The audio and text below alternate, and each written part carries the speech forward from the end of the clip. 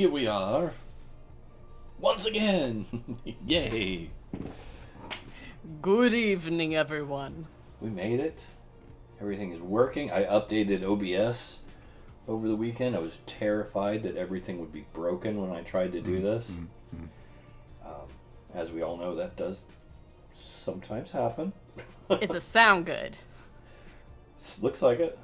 Looks like it. The levels are bouncing around. I think we're okay. Somebody will pop in and tell us eventually. But I do have my captioning running on my own open window of Twitch, and it is actually picking up, so that's a good sign. Yeah, and I just checked and you are coming through over stream, so I guess we're good there. We're good. OBS did not stiff us on sound this time. But yeah, welcome back, everybody. It's been a little bit, feels like, since we were here. It's been a month. Wow. It's been a month. What game is this? No. Stapleton? I don't know. I feel like I'm slipping through time. Something like that, yeah. So, let's see here. Just to be fair, I will send this out. But in the meantime, would you like to bring us in? I know you have something prepared. You have to, right? Absolutely. Last time on Sigil Confidential, the crew caught sight of structures in the distance and decided to explore the surface of the Mother's Head moon. On their way there, the song of a Shawnekijan woman brought most of them to tears, and her screams and cries for help sent everyone rushing towards her direction. What they saw was a dome of shadows, and while they verified that they weren't seeing a portal of some fashion, it dissipated, revealing several nightmarish creatures tormenting a Shawnekijan woman, heavily scarred with missing features on one side and unharmed and glowing an ethereal blue on the other. They fought off the nightmares, saved the woman, and freed her from her chains. She revealed that she was an honored guest of the gods a century before the cataclysm that rocked the world, unaware of what went on or what her god Bodhi had done to her. All she knew was that she couldn't get a song out of her head. When the crew informed her of who they were, the mention of their name set off a powerful divine magic within her. She uttered the stanzas of a prophecy that spoke to the rise of a new hidden power that would manipulate the threads of fate like a puppeteer, and the crew had a sickening suspicion that she was alluding to the angler. Will this have anything to do with the prophecy that the ghost Shawnekijan friend mentioned that she and her friends were following? What horrors will the angler's return unleash into the world of Cairne? Find out starting right now on Sigil Confidential, the Silent Goddess. Dun dun dun. Very well. Good job. Good job. Thank you. So we are all caught up. And of course our little Shawnekijan friend fell to ash, I believe, after her. Yes, fell to dust. Poor thing. Probably a bit of mercy in the long run. But Now the crew's like, what? What the fuck? what was that? But here we are. And you guys, the dust has settled. What would you like to do from here? Feel free to discuss amongst yourselves if need be. The fuck was that? That's a prophecy, man. I was telling you, they take them seriously around here. That's the sort of shit you put up with if you live in this place.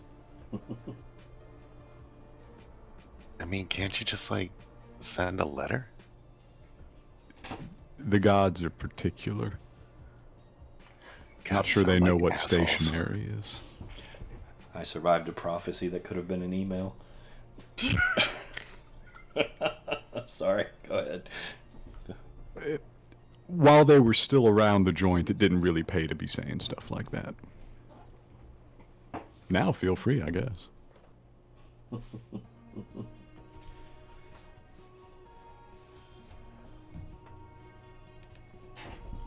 So,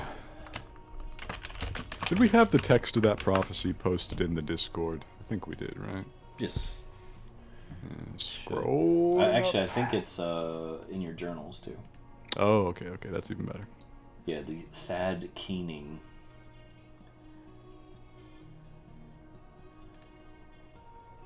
Oh god, I gotta expand this out.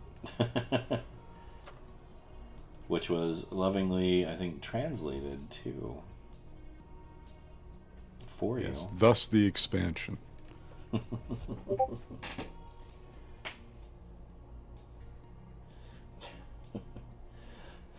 So yeah, you do have it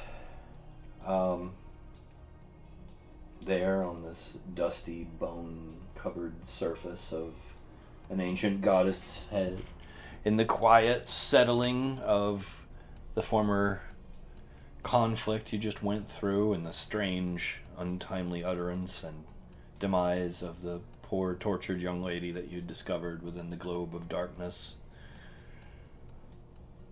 In the dim light of the sun so distant, nothing around you, but in the distance, once again, you do see a small settlement, town, city outlined kind of on the horizon. Well, that is where we were going in the first place. Shall we continue onward? I have a question. I might have an answer. What you got? Way back long ago, in the, like, almost near the dawn of time, you told me that Istu found out that about the thing about intention. Did that come from the research? Dawn of Time. Oh. Yeah. Oh, no, I'll let you meander through that however you will. Okay, because I remember you said that that would come into play later, but I don't know if that was that coming into play, or if... Yeah, you can probably figure how that would come into play. Okay. That's fine, though. Thank you for reminding me. It has been a bit. So, are you wanting to march on, then? Towards the horizon? Let's go see where the gods kicked up their feet. Oh. This is a good time to travel, because we have both the hounds with us still for the next 7 hours. True. 7 hours? It's only an 8-hour walk. No, I'm just kidding. How perfect. Yeah. Crazy how that worked. Yeah, funny. So let's go back to the Mother's Head map here. Zoom, zoom, zoom, zoom, zoom. Could you ping the location that we were heading towards? Thank you. This is where you crashed. Yes. And this is where you were headed. We were diverted by the orb of shadow. Yeah. Now, I will say this, just to speed things along. While the walk ahead is desolate, it is incredibly desolate. The quiet settles in very quickly. And it is a lonely quiet. It's almost like your very voices when you do speak are just almost piercing because it's so quiet. Like you walk for a while and somebody might clear their throat and everyone will kind of jump and be like, "Dude, what?" It's this constant kind of twilight right now. It's very kind of in between dark and light. Not really sure what's going on. You know, most of you are completely unfamiliar with lunar cycles and the rotation of the skull and everything, because this is completely alien.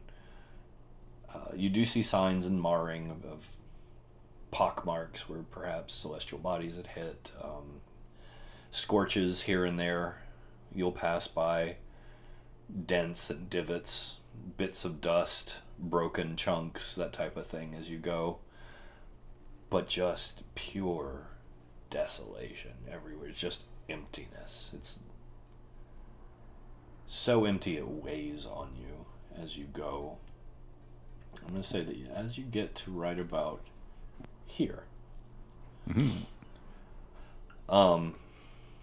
you begin to pick up in the silence this, very faint at first, but steadily kind of growing, this melodic rhythm, this almost like a hum, just underneath everything else. And the closer you get to the city, the louder it gets. Not loud, but just more audible. And it's like a soothing tone with this slight dissonance underneath it. Like one of the instruments that's making this sound in this humming orchestra is just slightly out of tune or damaged in some way. Can I? Yeah. Go ahead. Before we approach the humming, I would like to start to do something. Okay. What are you doing? Considering the topic of conversations that we've had before about this stuff, I would like to try to cast a spell. Okay. So. What are we gonna cast? Let me just get my character sheet to open. Roll 20. And it. Oh my god. The struggle. It's okay. Okay.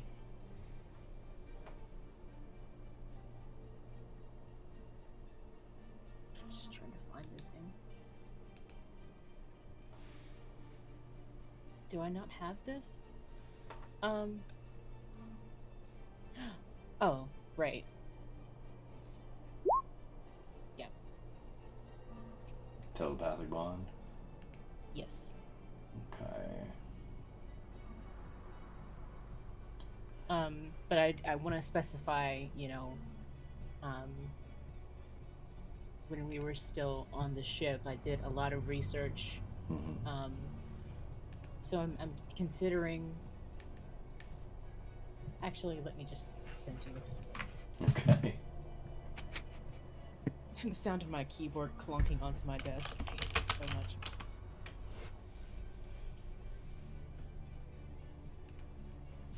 Do you have a headset mic or a desk mic? Desk. I solved that problem by putting mine in a shock mount. It was the only way I could get it to stop. Suspension. Yep. It used to do it horribly. It was awful. Also living that shock mount life.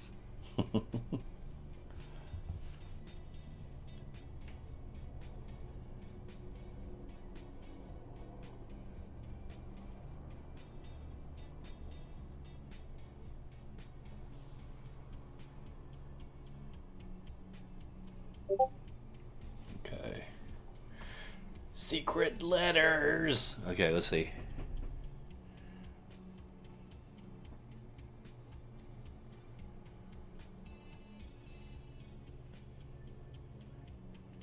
Okay.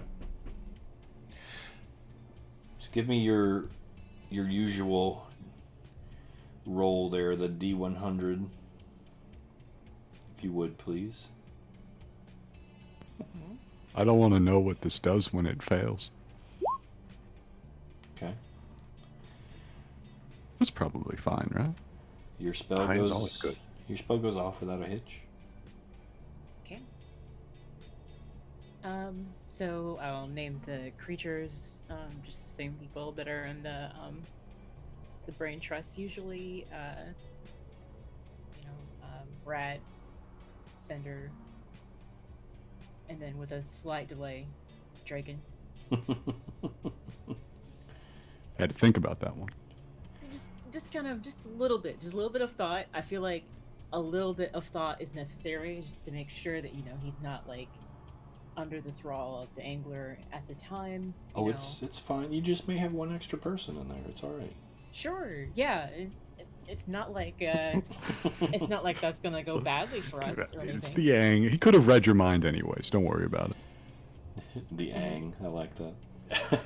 Yeah, we're just. I'm not going to join. It needs to be willing. I refuse. Oh, he's Okay. staying out. Okay. All right. All right. Look at gift horse in the mouth. That's fine. So we kind of. If you look, Draken just kind of gives you a no. It's like a tiny head shake. Okay. I guess Istu's like one of the Istus is like, we can try again later if you want. I don't. Okay. You're all right? You good? You okay over there? It's crowded in here. And just smiles.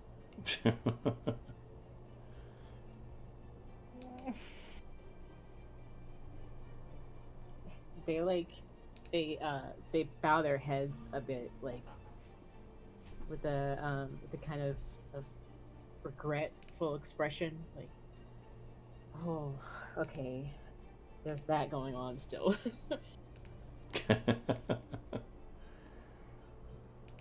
And so, like, the consequences of that choice that we kind of let you make is like, well, if anyone were strong enough to deal with it, it would be you, but still. It's all good. There being anyone strong enough to deal with it is kind of a tall order in the first place. True. I'm sure it's fine. It's fine. It's fine. It's all good. I'm sure it's fine. Obviously fine. It's just I wouldn't worry. the representation of the angel and devil sitting on the shoulder, but Draken only has a devil. It's two devils. One of them's you, the other one's the angler. Fair enough. They surprisingly agree a lot. Yeah. It's all good. So with this connection, I want to. I guess this is sort of a self-fulfilling prophecy. We had this discussion offline, basically, but the conclusions that I came to at the end of it would have happened in character because I knew that from the beginning. Yeah, we talked about it too. You're good. Yeah, so that's essentially where we're at, and we're all hooked up. Das ist all good, yeah. All right, so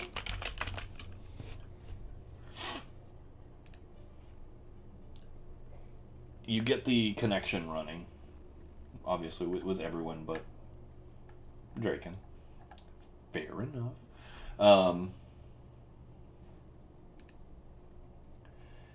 Are we moving forward?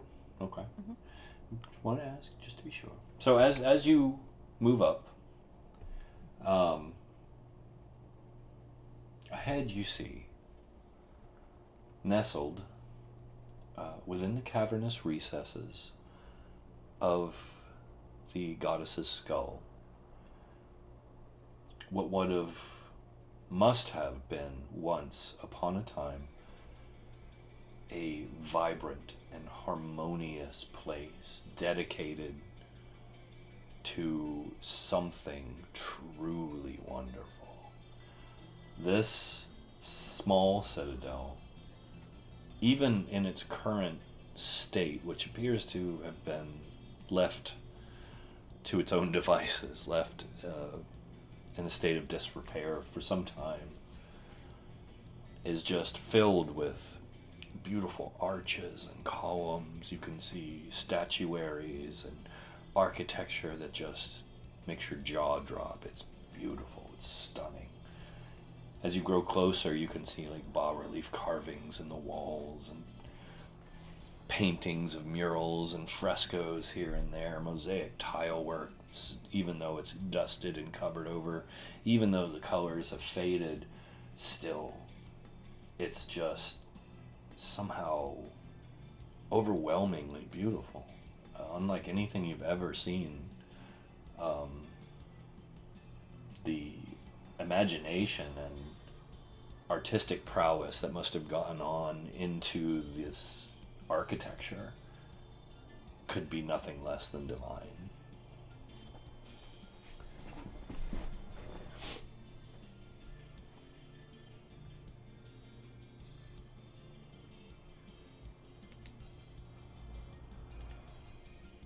Carrying on? Yes, yes. Carrying on, I suppose. I stop, I look for a moment, and I go, okay, alright, I'm impressed. Yeah, it's nice. I mean, other than the woman who birthed me, this is about the closest I've ever come to divinity. So I could do better. Draken. I believe in you, buddy. He's so modest. So you should see a new location. I could level it. I definitely believe in you. Yeah. No one's doubting that one. They've seen your destructive nature firsthand. Firsthand. But yes, you kind of enter the very breach of the city, the citadel, as it were. It's... You still hear that faint, kind of dissonant music just kind of echoing through this desolate wonder. You can see these knotwork motifs, these beautiful kind of just sprawling spires with intricately woven arches that even in their current state seem to almost dance with the rest of their environment, as if they were grown there rather than built. Each structure within the citadel is a work of art within itself, just this amazing creation that no mortal hands possibly could have built.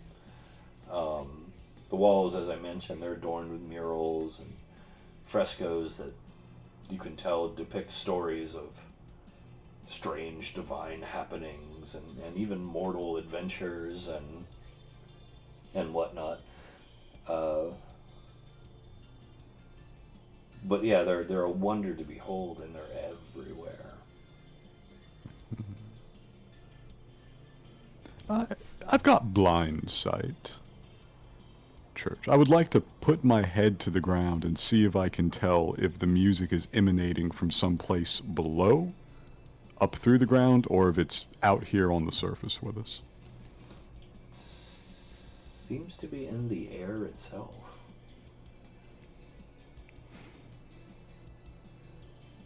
Of course.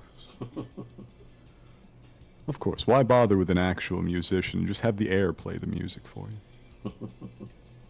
Yeah, it is the air itself.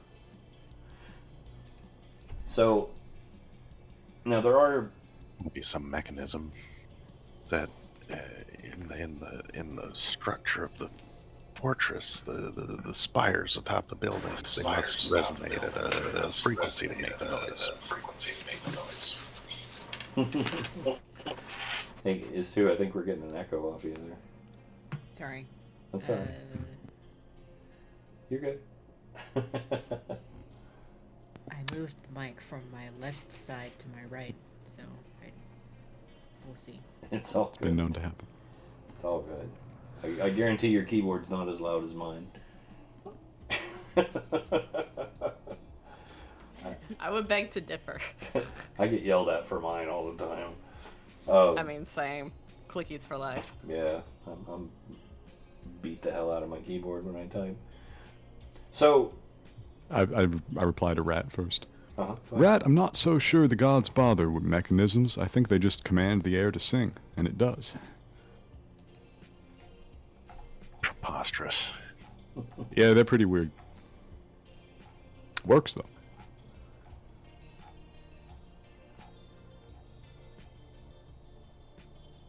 Carry on, Church. What would you like to do? You're standing at the edge of this. You can see where the token, like your party token, kind of is there.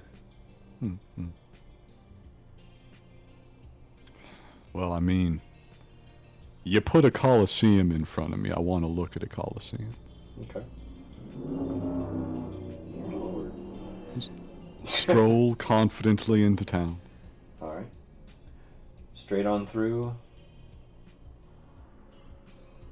towards the Colosseum-looking structure there. Hmm.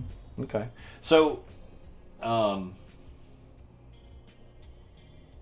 will say that the area there in front of you. Let me see here. I gotta pull up my notes. I got my notes.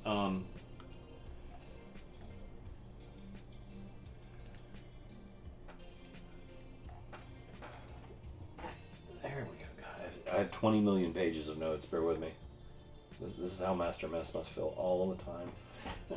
Yeah. Only 20. Child's play. Master Miss, what's the note stack looking like for this campaign? Oh my god. It's separate. I have to leave it away from my desk because I can't keep everything all in one spot. Dang. So now, do any of you speak Shanakesian? I forget. Bryn Hi. currently is able to speak and understand all languages thanks to the magic item you gave her, so she can. Good deal. Good deal. Jimmy knows the curses and enough to order at bars. It's all good. All It's like a good. variant of Gnomish, right? No. I'll use the Staff of Charming as well. Okay. So, as you approach this, the sound grows more prominent. We won't say louder, but more prominent.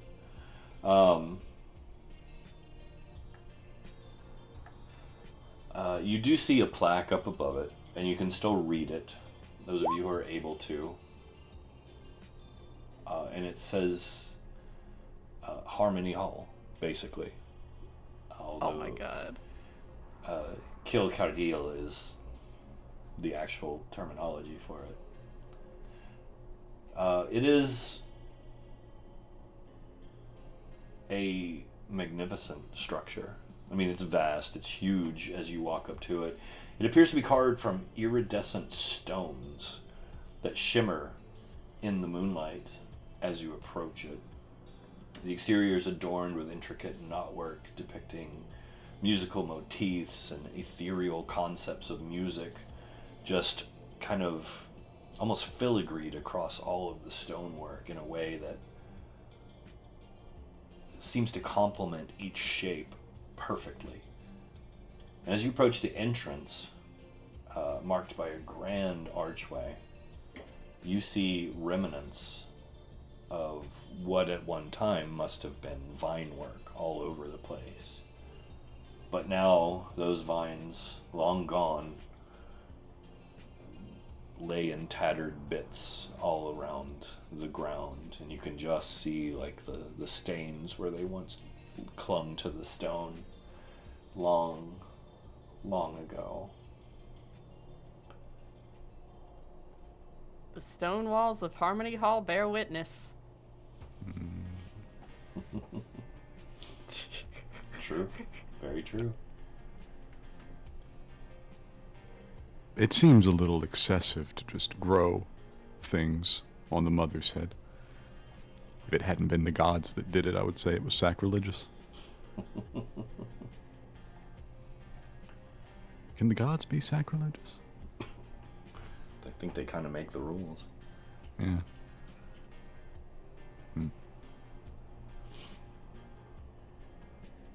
Well, steps forward.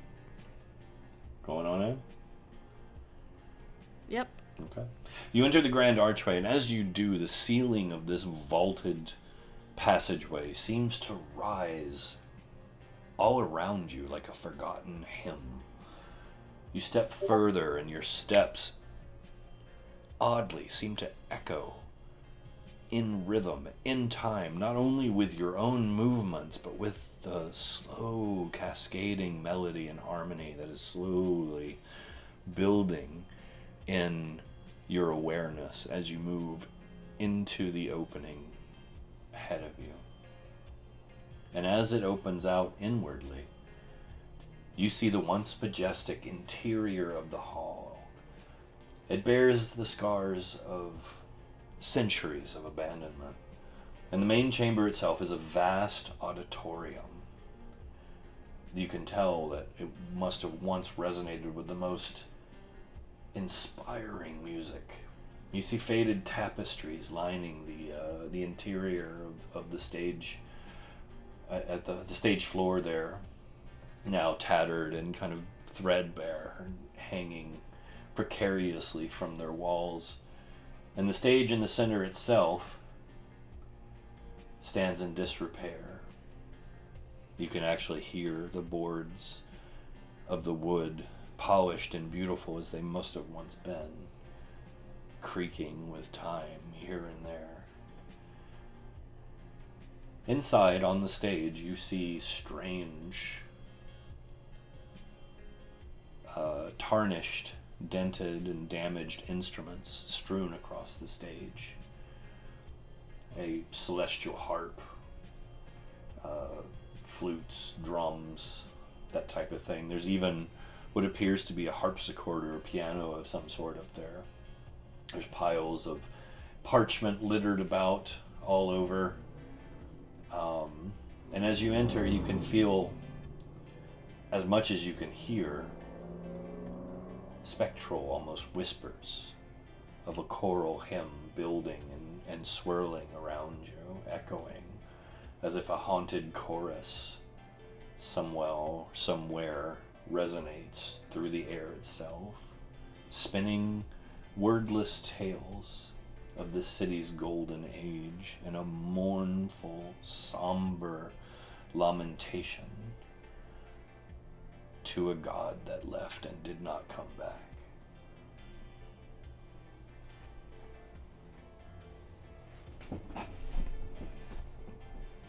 More stories for Brent to tell later. They are literally hand feeding her stories for her magic right now. This is great. That's good stuff. Get up on the stage and start walking around amongst the instruments. Bryn will join. Okay. So you move to the stage. What's everyone else doing? We'll find a. What's the seating look like? I got some thinking to do.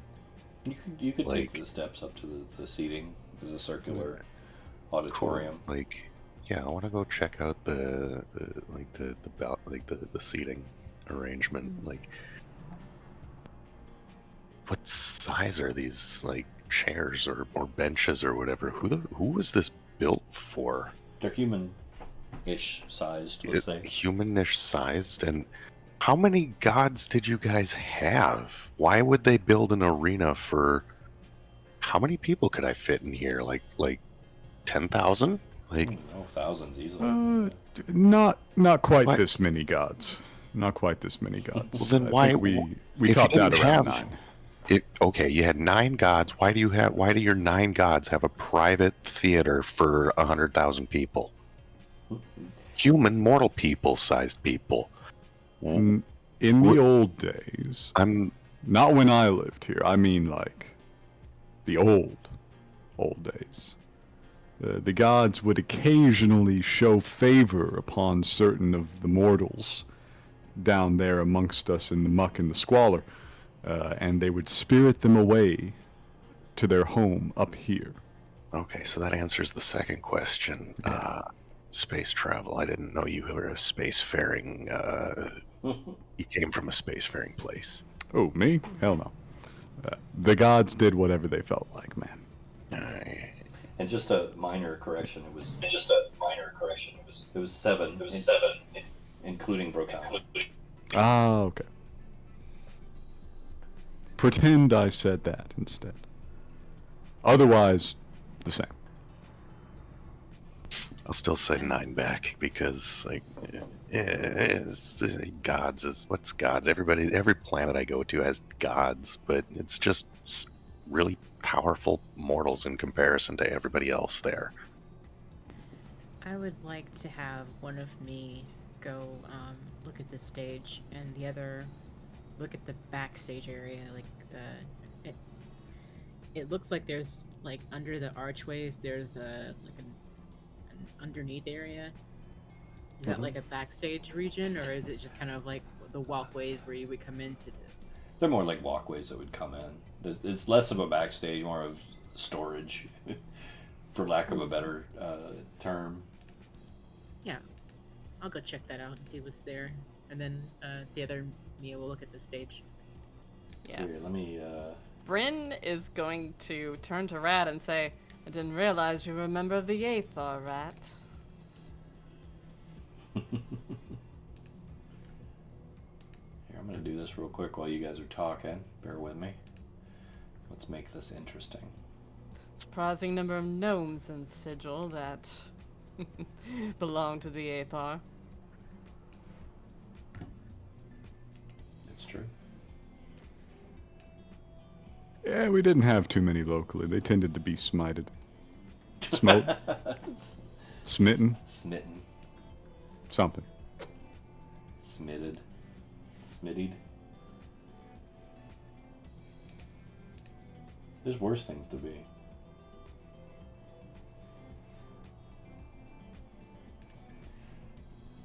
Draken's just gonna go grab a seat on one of the benches and just sit there. Okay. What's Draken thinking about? Draken, at this point, is probably just looking, trying not to think. He knows that he's not alone. And he understands that. That's got to be somewhat comforting. Never alone. I mean, better than always alone. He tries not to think deeply, if that makes any sense. Here we go. Because he knows he's got a voyeur, and any sort of planning or anything is going to have to take place between his own thoughts. Okay.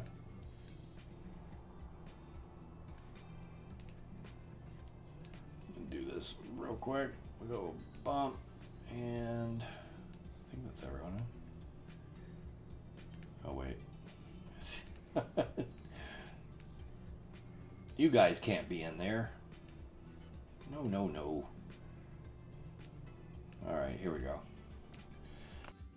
Look at this. I'm doing this on the fly. This is professional DM work right here. Do it live. Boom. There they are.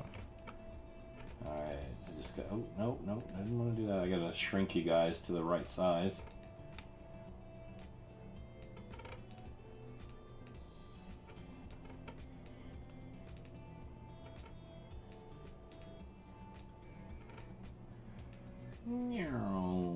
I'm casting reduce. There we go. Okay. That gives you some type of visual reference, so to speak. It may not be perfect, but it's enough to kind of get the point across. Sure. So yeah.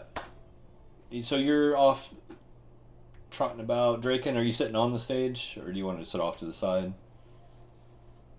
He's not. Yeah, he's actually in the seat.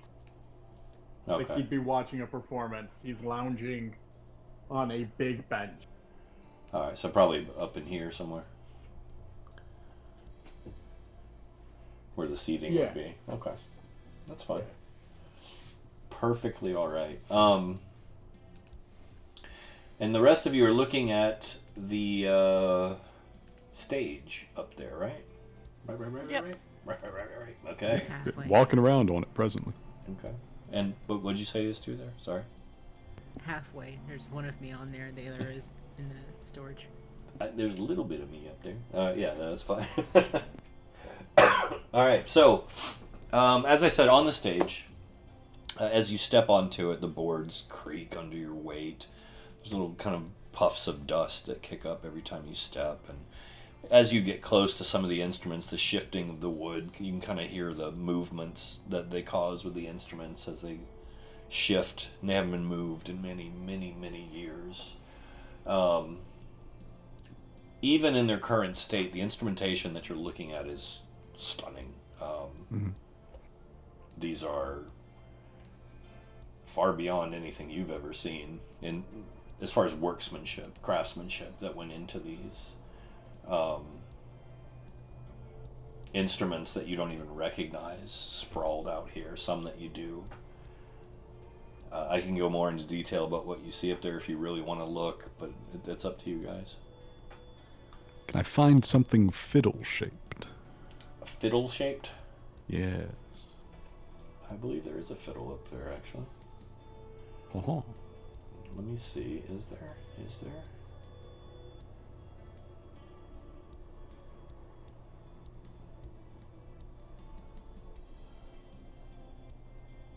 Oh. There is not a fiddle. Ah, alas. There's not a fiddle. The closest... there is a stringed instrument, but you're not really sure what it is. I mean, there's a couple different harps, like a large harp and then like a lap harp. And then there's a instrument. Looks similar to maybe you would know it, a guitar, a lute, or a quitter, and all that is. Similar to that, only it's a little strange. It looks a little different. Bryn would be interested in that one. You said there was parchment sort of flying around? There's parchment all over the place, yeah. She starts picking that up and looking at it.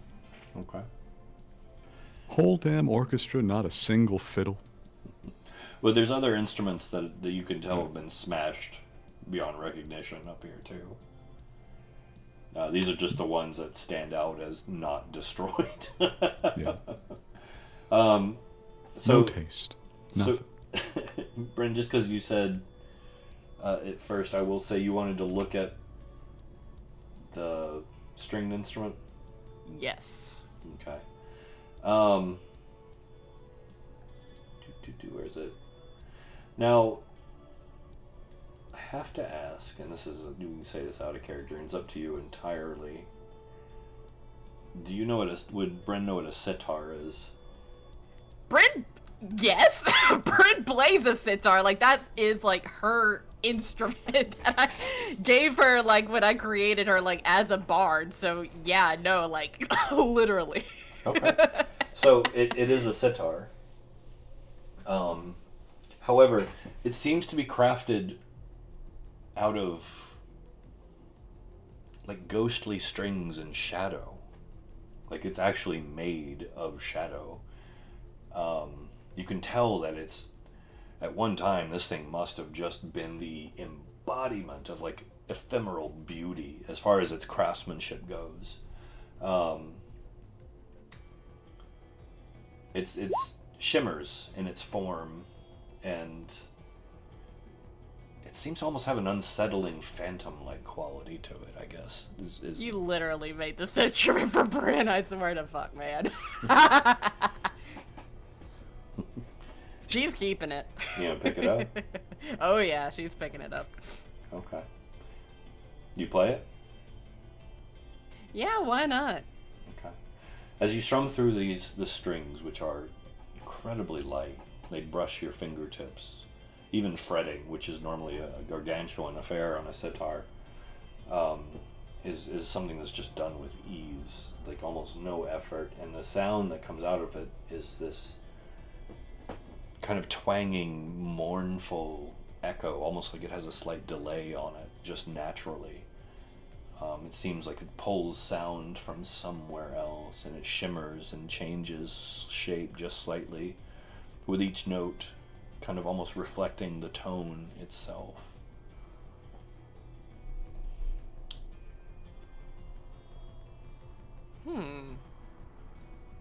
Interesting little instrument. I believe I shall keep this. And Istu, you were picking up the parchment. Does Istu read music? Not as a musician, but just kind of amateurishly, So you'd recognize it. right?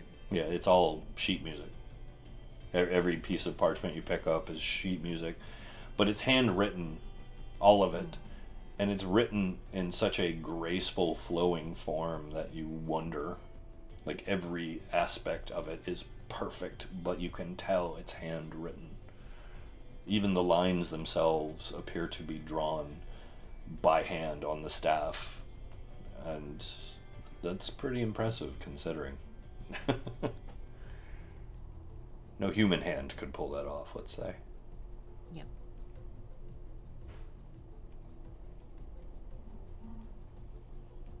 Yeah, I think there's a little bit of understanding of what they're reading, but like not a lot. Like it would take intense effort to even look at the notes and visualize what that sounds like, but it can be done. Right? Yeah. So Yeah. we're gonna kind of start trying to, if there's any notation of where these pages go or how it was supposed to happen, like any order indications. That would be more difficult. It's almost like somebody took like a huge stack of sheet music and just threw it up in the air and it landed wherever it may. No page numbers, then got it. Yeah, exactly. So we'll start. If there's copies, put if there's like multiple pages that say the same sort of thing, start trying to sort through it somehow. All right, so you're gonna sit down and just start digging through and trying to sort through. Well, if the pages are all over the place, I would pick them all up first and try to do that. Yes. Oh, thousands of pages. Oh. Yeah, it's a lot. Who's to say it's all even the same song? Just to say it's not one song. Yeah, we'll start trying to do that. It's just, I don't know. That's the trick. You got the whole orchestra. Every section has their own score for the same song. It's true.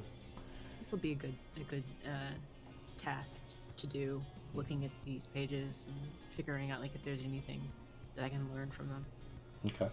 while they're doing whatever over there. All right. And then, what's storage looking at? Like, is it just boxes? Oh yeah, you went into the storage area too, huh?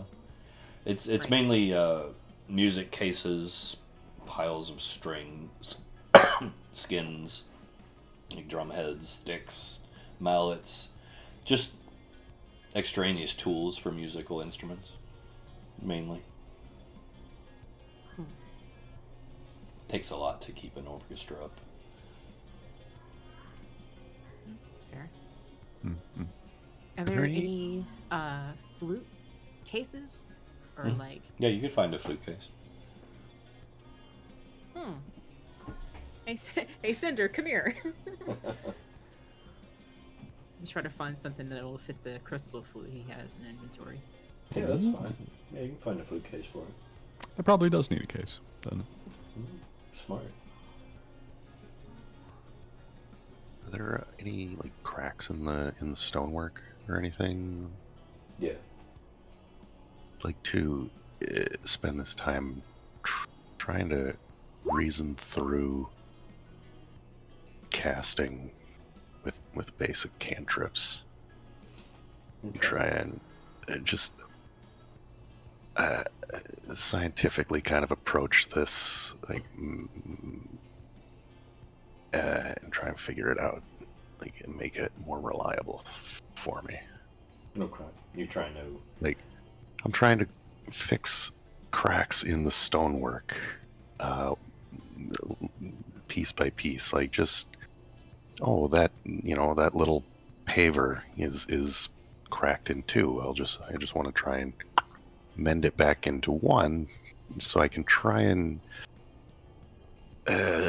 get a grip on how casting works here. Okay. Solid. Excuse me. Give me a D100 roll. All right. Excuse me. And we did talk about this stuff a while ago, right? Yeah, that's like you gave me some tips in the brain link while we were walking over here, Mm-hmm. and it's like I yeah, take Okay. that into like factor that in, and Okay. You feel like you almost get it. Like it's close. And how long are as we gonna be here? I'm gonna keep keep working on it. well, give me another D100 roll real quick. Let me see Alright. how this backfires first. Cool. 73. Okay.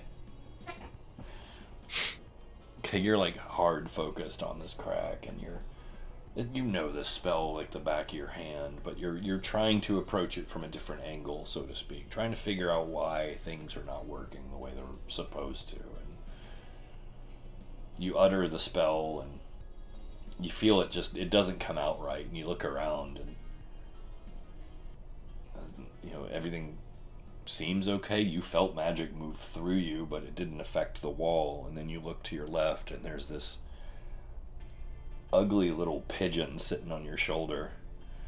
And as you look over at it, the pigeon goes, "The short little man looked suspiciously at the bird on his shoulder." Oh my god. Oh, I love him. I'm keeping him. Yes, the auto narration pigeon.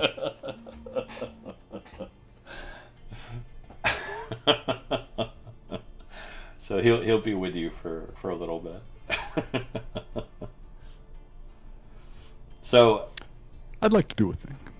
oh, okay. What you got, Jimmy? It's time to do some investigating. You remember when we used to do that? Used to investigate things. Used to kind of be your thing, yeah. Yeah. No, I've never really been there for that. That's fine. You were a subcontractor. Yeah, that's fair. You had a particular task. From my vantage point up here on the stage, I would like to look around the place. First at the stands and then down at the stage and see what has killed all these people or caused them to flee. Okay. Typically, you cannot separate a musician from their instrument so easily. Especially not such fine instruments at that. Mm-hmm. I guess I will let you do perception or investigation. Your call. Okay.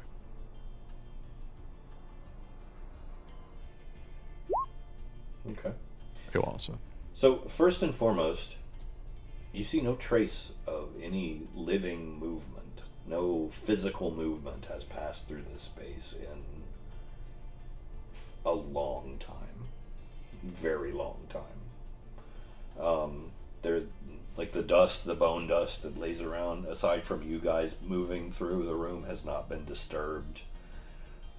The instrumentation that you look around on the stage that is destroyed appears to be more from exposure and time than any type of physical distress that caused it.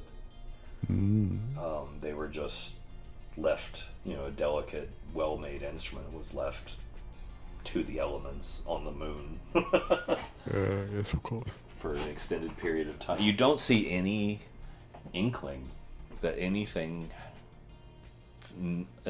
violent happened here. If that's what you're kind of suspecting, I should say. That was his initial thought, but as he takes this in and he begins to perceive the things that you're telling him, he changes his mind.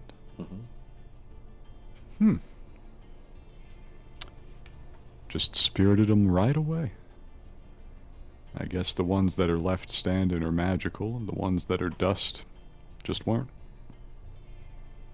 Looking down at the instruments as he says that one. So, give What's me... on your mind, Jimmy? Oh, go ahead. What were you going to ask? I imagine I have to make another roll, which may influence my response. I was going to say give me a perception roll. You got it. Only if you want to. I won't force you. I always want to. Why would I have built this character if I didn't want to make perception rolls? 27. So as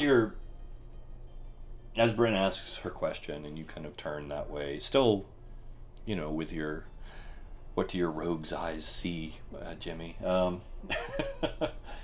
Still kind of, casing the place as you would. You do notice that there appears to be a circular seam in the center of the stage. Like on the ground.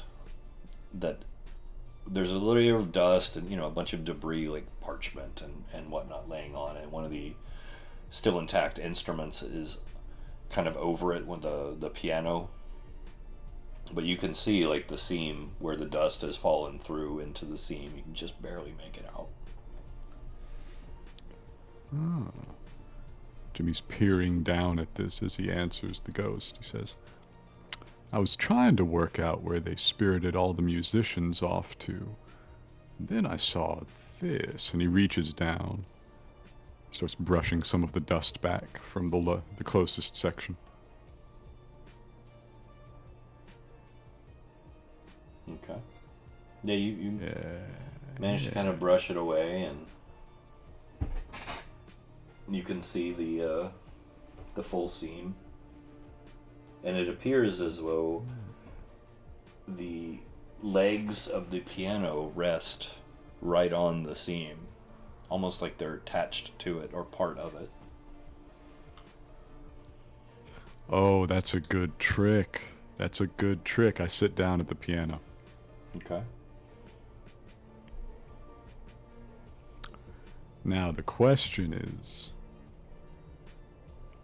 what's the opening notes of the performance? Because that's what you would do. Or I guess maybe the closing if you want it to go back down. Because like, you'd want it to come up on the opening notes and go back down on the closing notes, right? Are you saying this to Bryn? I'm saying this all out loud. This is Jimmy thinking out loud.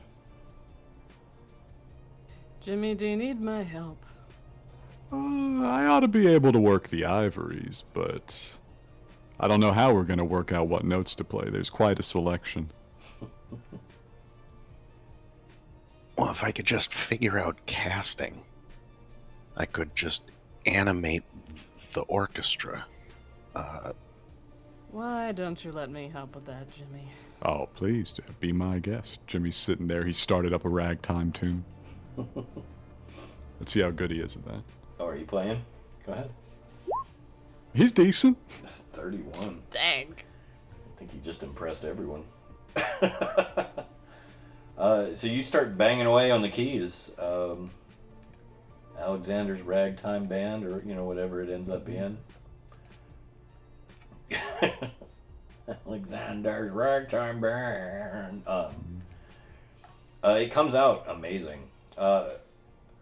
First and foremost, though, the tone seems to strike a nerve in your brain. Every note you hit, not in a bad way, in a euphoric way.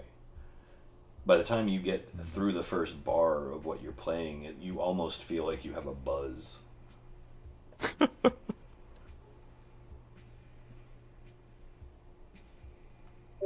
Yeah, I've posted it in the Discord. I launch into this one. No, there you go. Nice. An old standard. Classic.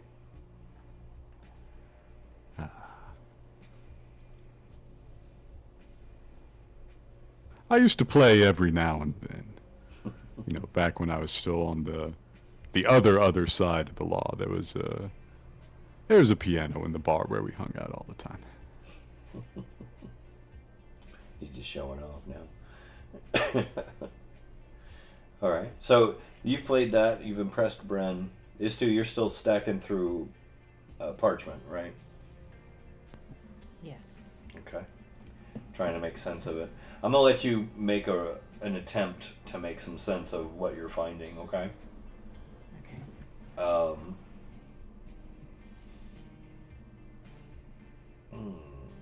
Does Istu play a musical instrument, first off? Like as a skill, proficiency? Not anymore. Not anymore? They used to, or? Yes. Okay. So you did away with it? They just don't really have the motivation to anymore. No, the ability though, the proficiency, like they could. Oh, I wouldn't have had a stat in it by the time I started playing here. No. Okay. Give me a. Let's go with a disadvantaged investigation. Just because looking at the notes makes your head swim after a while. Fair enough.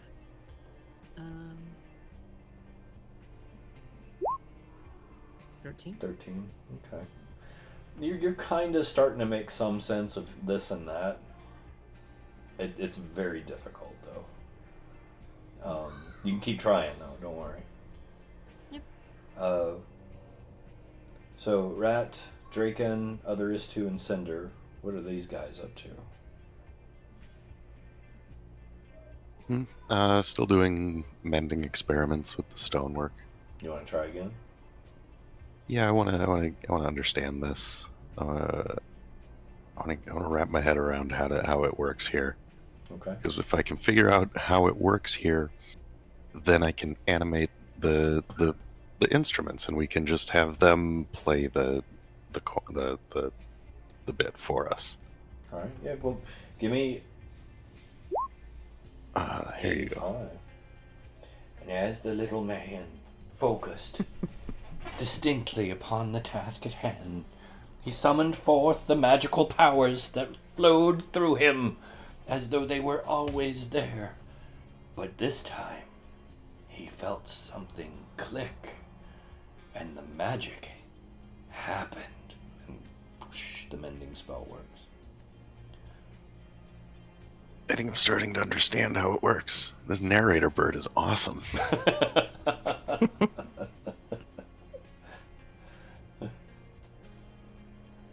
All right. So you get that off. Draken, what about you? What you doing? You still just sitting tight?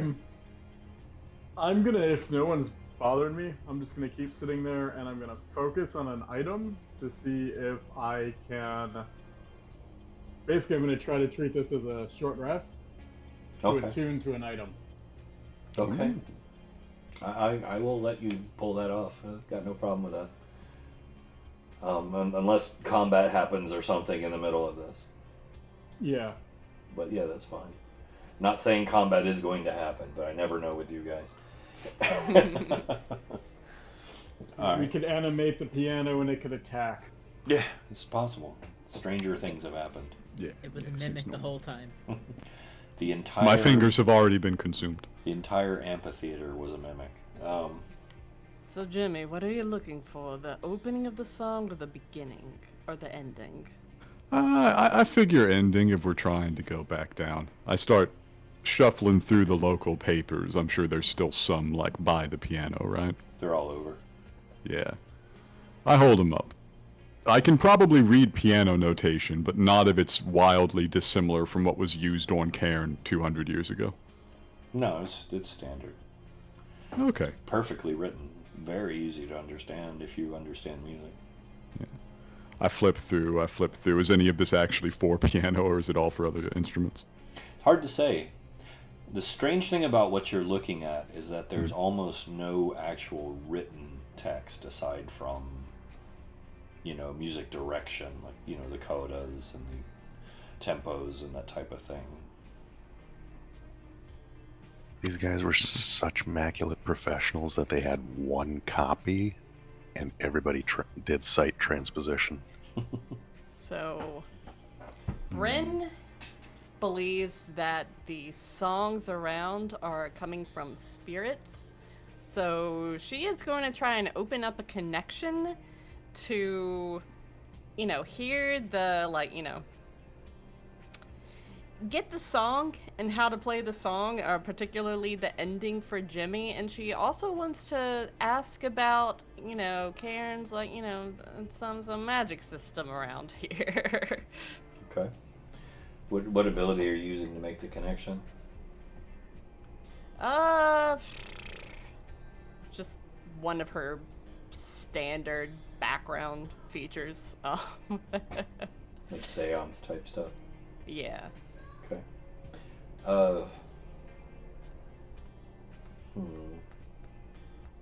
Alright, so I'm going to give you this, okay? Okay. You're reaching out, trying to find a connection to a spirit in the realms. While you do kind of feel like tattered fragments of sentient awareness around you, it's nothing focused. And as you're searching with your abilities and your mind is kind of reaching out and you're trying to find some kind of connection, some ledge to hold a finger hold onto that you could pull something from, you're suddenly made aware, like your spectral awareness just shifts and turns back to the front of the stage, and you suddenly are aware of this commanding presence, but it says nothing. You get no sense of what or who or anything like that. All you hear is this clack, which echoes through the entire amphitheater. Everyone hears it. Just this single clack. Jimmy stops noodling on the piano out of instinct.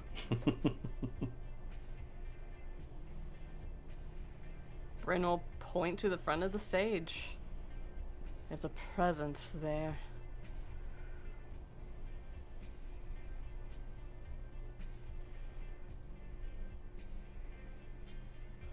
Jimmy, hands hovering over the keys. I'm getting a bit of deja vu. Couldn't be the same guy I stole the rock from, right?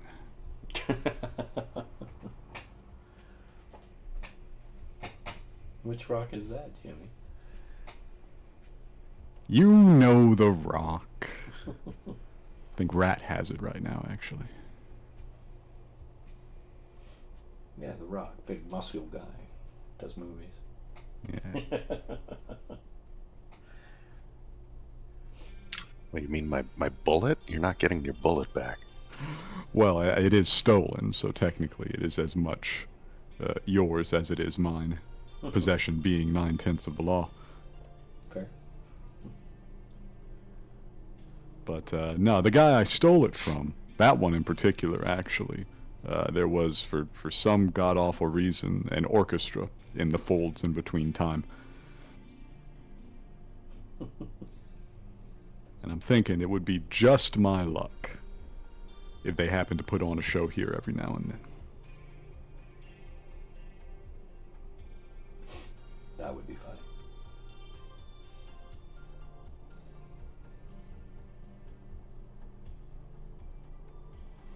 So, what's everyone doing now? Can I try again? Or Yeah, you're more than welcome to. Go ahead. We'll do the same roll.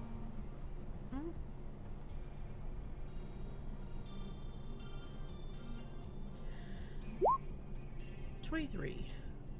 That's pretty good. So,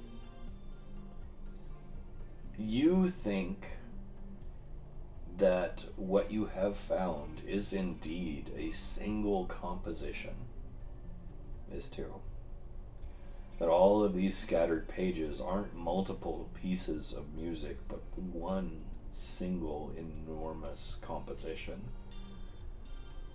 One that would be lifetimes to play. Like no single mortal individual could hear it, the entire piece. But you think maybe you found the beginning.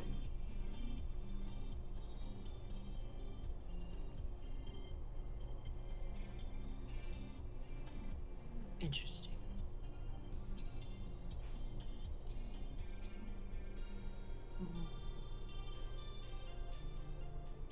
Well, I think I put the beginning on the top part of this stack that I'm working on, Mm-hmm. and kind of look over at Jimmy, and I'm trying to figure out what he's doing. Is he playing? He's playing the beginning, right? Or trying to?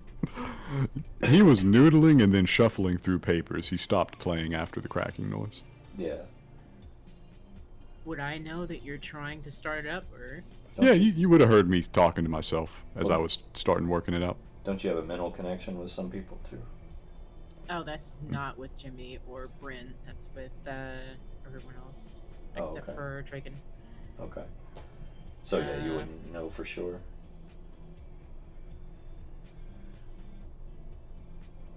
I guess one of the astutes on the stage walks over and is kind of like, what are you, what are you doing? I was looking for the ending of the music as he shuffles through the papers. I say, man, is there a lot of it? All right. Well, I haven't found that yet, but I'll keep looking. Yeah, you let me know. We'll try and get it in order. I'm having a hard time telling even which one's the arrangement for piano and what's for the other instruments. It's not too much extra notation on these. Fair. Wait, what if there isn't an end? Then why would you write it down? I'll keep walking. Because it's... I don't know. Because it's the song that never ends. It's the song that My never God. ends. Nice. It's the song of, I don't know, history or something. Maybe that's how these guys recorded the Church. events. Yeah. Can I insight check this thousands page long musical instruments notation thing? Insight check. Yeah. Well, it doesn't really have at least an observable consciousness. So it has no intentions of its own, so to speak. But What if do I'm you? looking at it, if I'm looking at something and seeking insight as to like the nature of its intention, then I would love to try to do that. You know, like Well, tell me what you're trying to figure out. Let's go with that. What are you trying to figure out? if I found the beginning, Mm-hmm.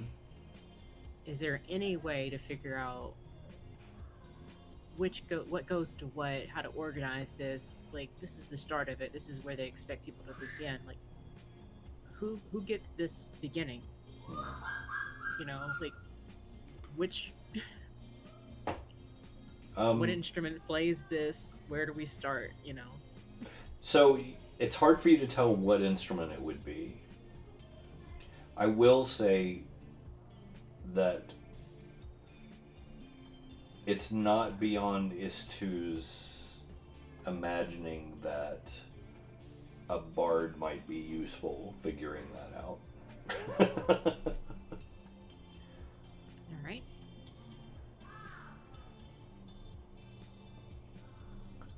At this stage in developments, Jimmy has decided to just start playing the pages at random. Okay. Give me a performance roll, Jimmy.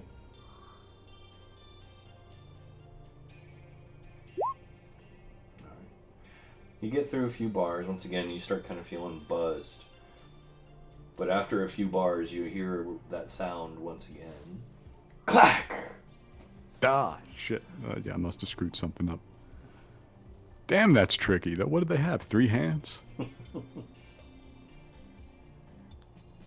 Just keep picking up pages. And what's the storage room is just boxes, and that's it. Yeah, it's just supplies, musical supplies. No, like no practical supplies. Just musical instruments and stuff for the orchestra. Mm-hmm. Like, is there resin back here, or There's rosin. rosin? Sorry, rosin and like the cloths and stuff that you would need for that. Mm-hmm. Yeah. Stuff to clean Yeah. the instruments. Yeah. Okay, we'll start figuring out what's what and sanitize this crystal flute because it may not have been cleaned in some time, and then make sure it's in working order and put it in the case. Okay. No problem. You know, Jimmy, Won't even make you roll. Mm-hmm. we might need to start from the beginning. I roll for this? No, I'm joking. Roll for cleaning. Roll to clean. You break it. You rolled Oh a my negative God. 1 on a d20. You broke it. Nice. It could happen. You know, Jimmy, it might be a good idea to start from the beginning, and I can help you figure out what pages come next afterwards. Hey, your guess is as good as mine. You've got the pile right there in front of you as well. He's just drawing a sheet, you know, setting it down, playing a bit. being corrected by the conductor, putting it to the side. Is that the beginning there on top? Oh no, that was just the first one I tried. Istu, didn't you say that you had the beginning? No, I didn't. Nah, Istu didn't say shit. Never would have said that. No. This dude doesn't say nothing. I thought they just said that to Jimmy. So. Nope. No, Istu asked Jimmy what he was trying to do, Okay. and Jimmy said he was looking to try to play the ending. Mhm. All right.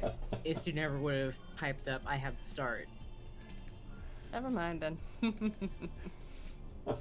That's funny. I didn't say what I just said then. So, I want to play with I magic think Bryn again. will walk over then to Istu. okay. Istu, darling, I see that you've been sorting sheet music over here. Mm-hmm. Have you found anything that you might consider would be the beginning or figured out any sort of order at all?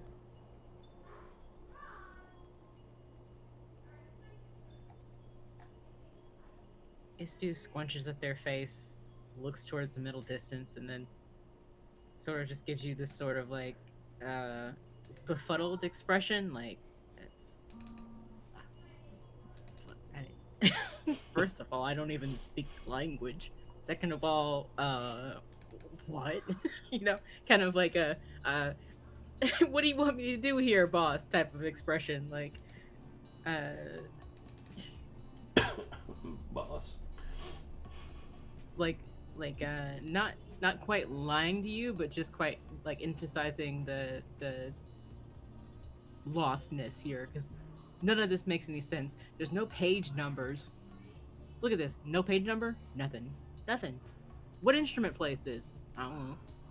So Well, you know, I am a bard. If you ever need help with that, I can. yep. For now, I'm just getting them off the floor, I guess. Would you mind if I began looking? Sure. All right. Just to hand you the bottom half of the stack, just like here. It's 300 pages of documented pages, just like stack. And then keeps going, looking around. Okay, I will, I would like to make sense of the music in the, you know, piles that, you know, Istu has handed me and the ones that are around. Okay. Give me an investigation. All right. Kurt, No please. bonus or anything being, you know, a bard. Well, no, there's no negative. Okay. What did we get there? 14. 14. Nothing jumps out at you as relevant as far as positioning, instrumentation, or anything. You're still working through it. You are struck by the beautiful, intricate simplicity of the melodies that you're seeing. Like, it's one of those things where you look at and you're like, why have I never thought of playing this? This is amazing, you know? But yeah, nothing jumping out at you yet. But there is a lot here, so don't feel bad. Mhm. You will have other chances. Hey, Church. Hey, what? What you got? Say I've tried a couple more pages at this point, right? Just reading, or? Just playing through them. Just sight reading. Oh, you're gonna play again? Yeah, I need a performance check for each time you play. you got it. Another 21. Okay. Once again, you hear a clack. Right, but I was paying careful attention. Mhm. Did it come after the same number of bars? No. Came after a different number of bars. Yeah, there was no noticeable pattern, if that's what you're looking for. Yeah, I was trying to see if it's if it is coming after I make a deviation from what the conductor is expecting, or if it's just happening. Yeah. I'll do a couple sheets if necessary to determine this. You want to do another one? Yeah, let's say I repeat one. See if he cuts me off at the same point. Okay. So you start playing again. However, you hit like the first note, and I need you to give me a perception check. Okay. 25. Solid.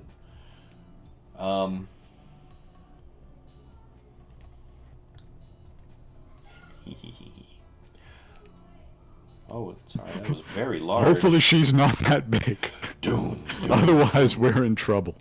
As you hit the first note, you're kind of awestruck, like your breath kind of goes out of you. Look up and you see this stunningly beautiful human woman coming down the steps, looking at you with this kind of almost like a come hither stare and this sly little smile. And it's enough to kind of stop you in your tracks. Human? Because add a character, like, you know, I know whose portrait that is. Could Jimmy tell? I've got From pointy that ears. distance? At that My eyes are distance. pretty good. Yeah. Your hair's Pointy covering ears, it up. opalescent eyes. Yeah. Well, it's hard to say. You might pick up that she's Shanakesian. Alright. I stop playing, I look up, and I yell across, however loud is necessary to be heard at that distance. Now, lady, I know there's not supposed to be anybody left alive up here. She gets a little grin on her lips from that line. She kind of licks her lips and looks around at all of you. She says, "Oh, my dear, you're going to really anger the conductor if you keep banging around on that piano like that." Yeah, I seem to detect a little bit of, scorn, I guess. Probably the right word. Seems so innocent and helpful. You're just not playing it what the man wants to hear. You can't fix her, Rat. I have a question. What's that? Saren's here, right? What's Saren doing? Saren's being depressed in the corner. Yeah. We blew up a very important ship. While Yeah. they're talking, can I try this We didn't again? blow it up. We totally blew that up, man. I didn't blow it up. I was going to blow it up, but Draken's new friend here blew it up first. While they're talking, can I try this again? That's a victory Yeah. for Draken. Yes, you can. Go ahead. Piss two. 16. Okay. You make a little more sense of it. Like, you find some pages that might fit in where you think they should, and you kind of look up and around, and you're starting to think, like, this is a daunting task to try and put all of this together. Like, you're looking at thousands and thousands of pages spread out all over this place. What would I need to roll? How many pages at the start do I have? 2. Okay. 2. Yeah, I'll keep that. I'll keep trying, I guess. All right. It's a good task for this one to do. While the storage issue is kind of looking at the what's in storage. Like, there's no instruments in there. Are there? Like, No, nothing. There might be some mundane ones. mhm. They're all well crafted. I mean, they're beautiful pieces of work. If you're looking for a basic instrument, I'm sure you could find one. Basic instrument in what way? Like a non-magical, basic musical instrument that, you know. What would be something simple, like a pan? A pan flute's pretty simple, right? Yeah, you can find a pan flute, no problem. Playing It's not one's really all the orchestra. remaining. Yeah. Yeah, this pan flute's in the orchestra. What else? What other kind of stuff is back there? flutes, as stringed instruments, percussion instruments, like just about anything you can imagine, really, as far as basic musical instrumentation. Hmm.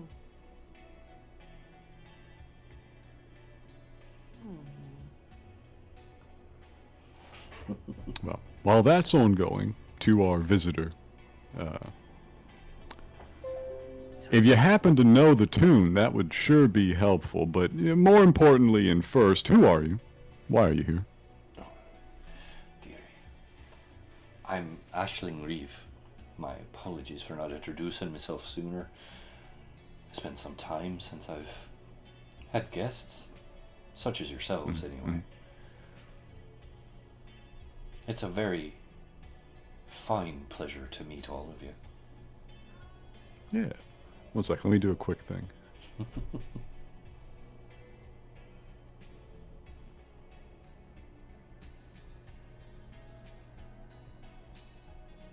And the hounds are fine, right?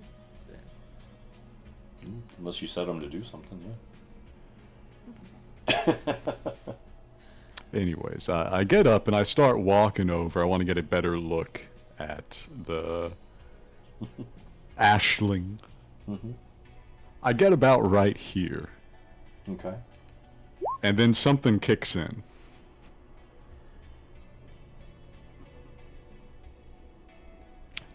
Okay. That do anything? She's not an eldritch or aberrant creature. Alright, just had to check. See? Totally, perfectly normal, innocent, and naive. She Trustworthy and normal. helpful. She looks very friendly. You See, can friendly. Fix her. I can try. In fact, she's Alright. remarkably beautiful. And Jimmy, as you do get closer, you can pick up that she is a Shanakesian lass. Mm-hmm. Which, as you know, they were like prodigy levels when it came to music and art. Just naturally. Yes, of course. So, I would like to make an insight check. I would like to ascertain the nature and character of my visitor, but not in any... not using anything that Strange Traveler would have given me, just on the basis of Jimmy is not as dumb as he could be. No normal person is up here. Sure. Literally not possible. This has to be somebody very unusual. Go for it.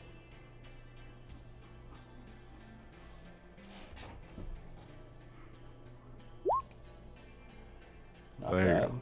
Bryn's sus alarm is also going off. May I also make an insight roll? Go right ahead.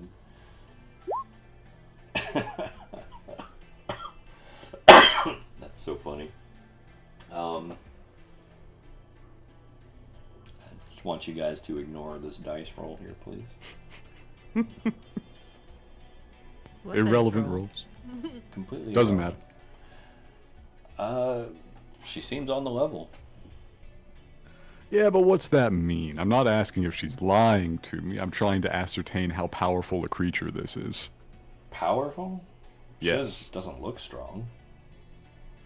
I know better.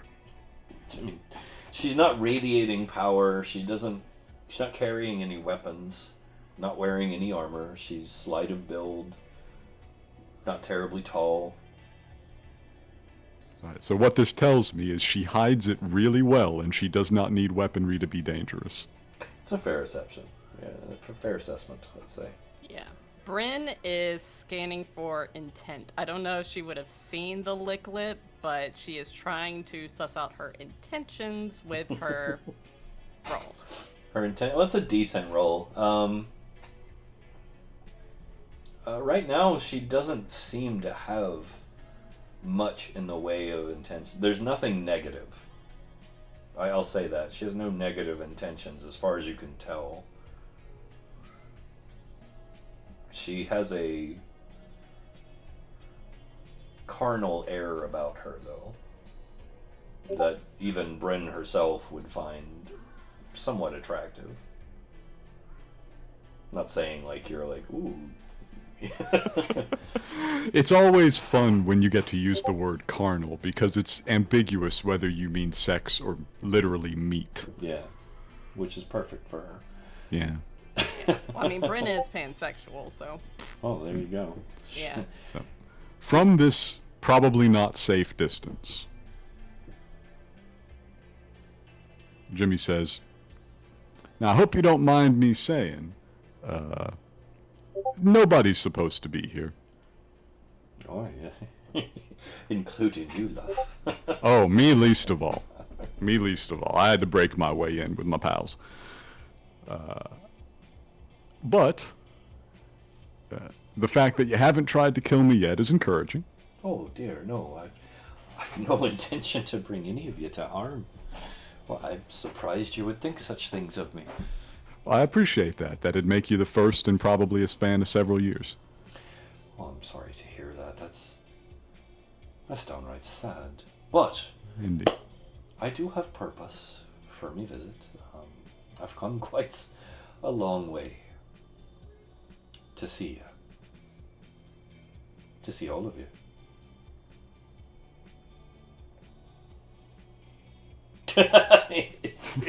just hedging over that way. Bryn crosses her arms and raises an eyebrow. Trying my best. I rolled again. I'm just gonna keep going and do this in the background. Right, What's going on with you'll find another page. And another page to the beginning of the third, like the. Yeah, third page? you'll find the third page. Yeah. I'll put that in order. Okay. Keep going. Yeah. So. We didn't exactly announce we were coming. Strange how things like that work. The universe is so much bigger than you are. And I don't mean that to sound in any way rude, because I know you're a big person in your own way. And it is no way to put that without making it sound demeaning. What I'm trying to say is there are certain folks that knew you were coming long before you did. Yeah, I know. One of them hitched a ride with me. Son of a bitch. How could anybody know I was going to be here? I didn't even know I was going to be here. I'm quite aware of your fish-faced little friend. Oh, I wish you'd left him where you left him, but what's done is done. I suppose in many ways he's supposed to be here too. What can I say about the guy? He knows how to bait a hook. Oh, I like you, Jimmy. Oh, yes. And Bryn, I see you giving me the stink eye over there. Don't worry. Your man's safe from me. Wait a second, how does she know Bryn's name? And that's the first time anyone would have heard this name. That's a good question, isn't it?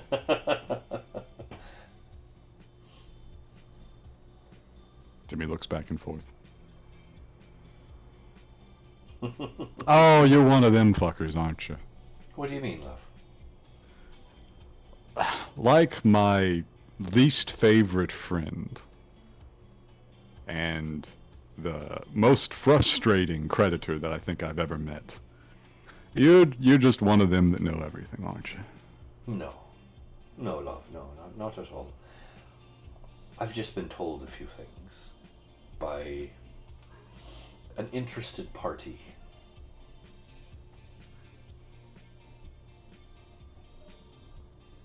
Again, you'll have to forgive me. 9 times out of 10, parties interested in me are interested in me on the end of something sharp.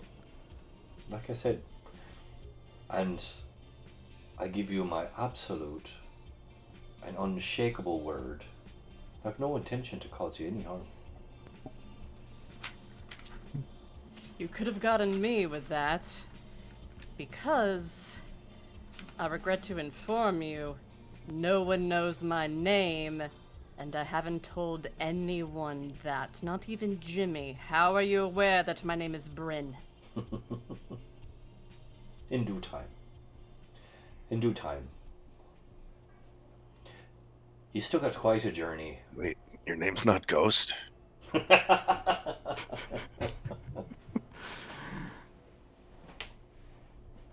Later, Rat.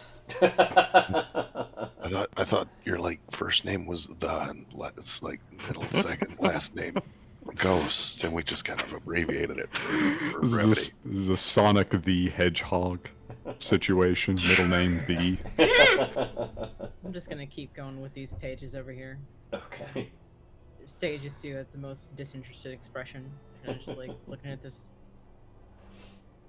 Okay, page 3. Now what? I don't actually say that out loud. I'm just like Mumbling to yourself. I don't actually say anything out loud. I'm just trying to express what I'm doing at the time. Silently snaking your way across the stage. Yeah, just kind of, Pun grab another intended. page, add it to the pile. Pun intended. Now, with no intention of taking on any obligations in this matter, what can I do for you? For me? Oh, nothing. Oh, thank God. I'm so tired of doing stuff for people. No. What brings you around these parts? I've just come to suss you out. I'm more or less an open book. Do you know where you are? I have an inkling. Tell me. Please. I'd love to hear your interpretation. Well, I did spend enough years of my life looking up at it. Think I'd recognize the mother's head when I see it. Oh, the mother's head, that's an easy one, especially for a native son. No. Most specifically, where do you think you are on the mother's head? Well, the name of this place is called Harmony Hall. Oh, the building, yeah, sure. The ways of the gods are mysterious. Obviously, this one was for the Shanakesians. Don't believe anybody else on Cairne I knew would have been having any chance of playing through all this. He holds up a stack of truly frustrating music. You're standing in what quite possibly was the most breathtaking, the most beautiful citadel ever built, at least within this realm. You stand within the heart of Dun Nakiol, the fading citadel of memories and melodies. At one time, the son of the mother whose head you now stand upon lived here, a great young god named Bodhi. He's been gone for some time now, though, I'm afraid, and I'm not really one to put much faith in gods, especially not after the last 200 years. They do abandon you at inopportune moments. Oh, yes. And as a native son, do you realize how long you've been gone? I was beginning to get the impression it had been a while. I may have dropped in before arriving here properly just to see the lay of the land, and it was not ideal. It's been 200 years, Jimmy. And some change. I looked down. Thought I would have had more wrinkles by now. Guess staying dead the whole time might have done that for me. You've aged quite well. Hell, you're almost as old as I am. I might have cheated to get here, honestly. And then I think about what she said. Now, admittedly, no, the Shanakesians got a bit of a lifespan on them, but it's still quite a feat to have survived what we saw happen. Yeah.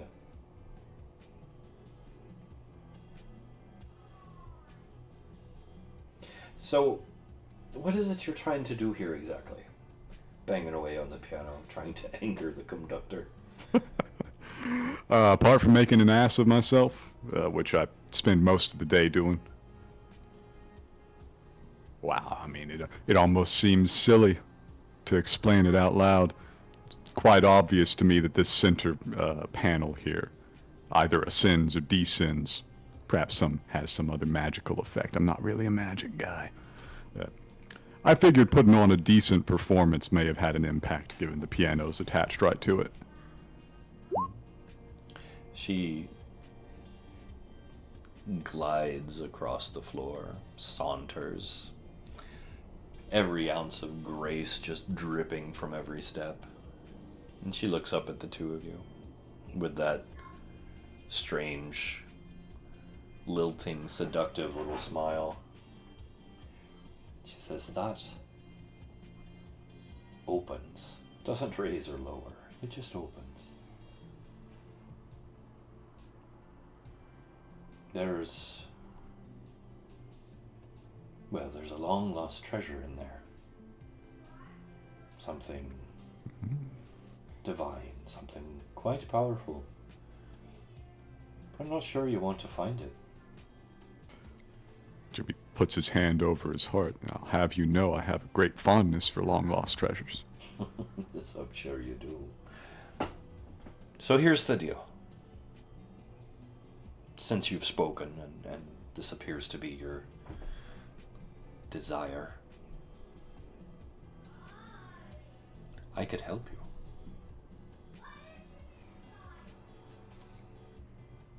I shrug. See? Helpful. Ratt is committed to this program. I'm more than happy to help.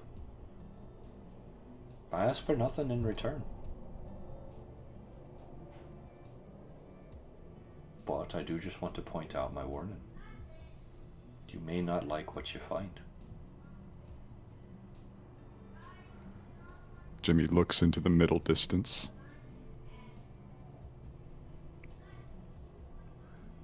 First place I saw when I peered back into my old hometown was the middle of it. Have you been? I guess you'd have an opportunity to. It's been 200 years. I've been around. Have you been into the darkness? A bit, yeah. I was smack in the middle of it. That's what I saw. That's what I thought it was. I felt that thing shift. In the middle, its eyes turned to look at me. Oh, you saw. I doubt it's worse than that. You saw the eyes in the deep, the eyes in the dark. I know who you speak of.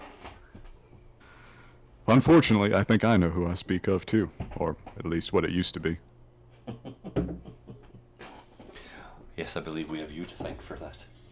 Or, more importantly, she nods over to Draken. We're just hoping it's forgotten too much to hold a grudge, but I mean, when have we ever been that lucky? Sincordia I take full Demonda. credit. Sincordia Demonda's happier than he's ever been.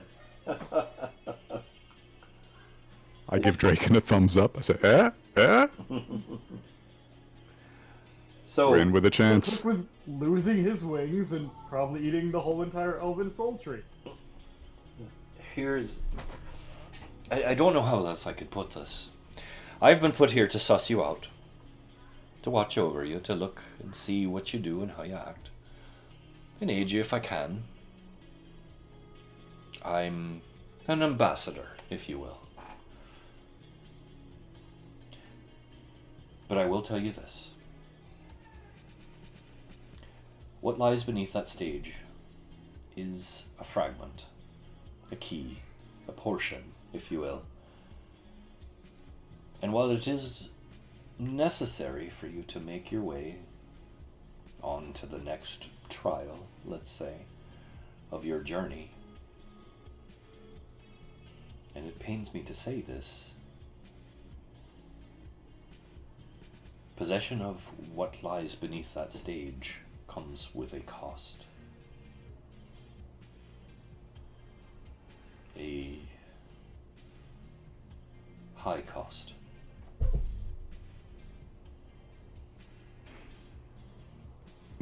Bryn will reach over, grab Jimmy's hand, and shake her head no. Well, I mean, I don't have to do all of them. Maybe Draken wants this one. I look over at Draken. I say, actually, you know what? Maybe not. Never mind. Hey, Rat. I got room for more. Let's see if I can get them all. I'll collect them all. Draken stands up. He pats his chest. I got one more in me. Draken is the original siphon. Takes every one of them. Well, I don't think you understand what I'm saying. I don't think you intend me to understand what you're saying. It's a trick I'm well familiar with. No, there's no trick. For once in a long time, dear friend, I've no intention to harm you, to trick you, to use you, manipulate you in any way. I tell you with full honesty that you need what lies beneath the stage you need to move on to the next trial. It is important. It is a key. But And the price we pay? whoever claims it will not be leaving this stage.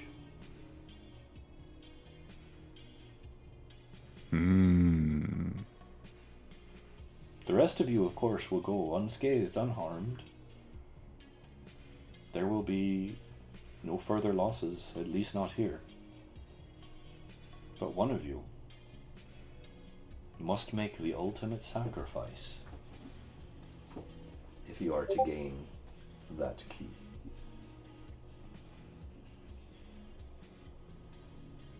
I see. We're gonna have to cheat our way around this one. Oh, I do love when people talk like this. You mortals are so much fun. I only recently qualify as one. I took a Still, break for a while. so desperate to cling on to these finite little strands. It's not like they handed me 2 of them. Oh, I think most of you are running on probably Cat's 9 lives, at least 7 or 8 there for each of you at this point. It's impressive.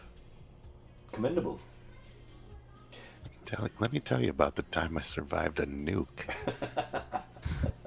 Now, Rat, I was there. You did not survive. I'm here, aren't I? That's not the same, and you know it. So I'll give you some time to think about it, aye? Much appreciated. Of course, of course. And you remember me name, don't you, love? Thank you, Ashley. You're very welcome. Say my name, and I'll be here. But until then, Slonawalia. And she poofs into a slightly reddish mist and disperses, disappearing before your eyes. Jimmy, she had a very carnal energy about her. She's walking around on the surface of the mother's head, and she can leave at will. I consider this an angler tier threat. I would agree. However, we got some thinking to do. Everybody, we got some thinking to do. No sodding way she could have known. Bryn's so mad. What? So, You're like the ghost. You've never heard of cold reading? you can't generally cold read somebody's name. There's She's a lot just of that them. good. Hey, Istu. Yes. I noticed there's 2 of you walking around. Yes. Could you make a third? Oh, Lord. No. No. Shit, I was hoping you could make a third. You seem attached to having 2. Who said there wasn't a third hanging out back in Sigil already? I have a second for the purposes of the narrator bird over there. Otherwise, the they them would confuse.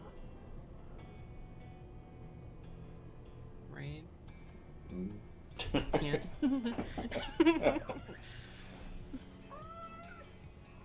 Istu looks at the fourth wall. I found the sticky note to be ineffective.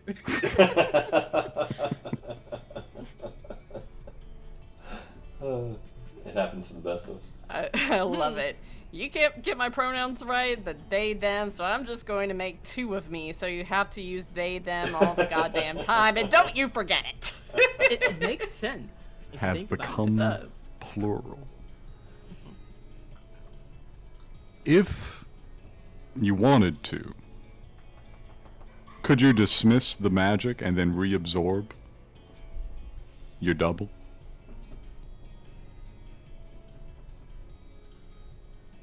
I think there are some fundamental misunderstandings about what dismiss and reabsorb means. The magic that I've casted is there, and it will be there until it disperses. I don't get it back; it's just gone.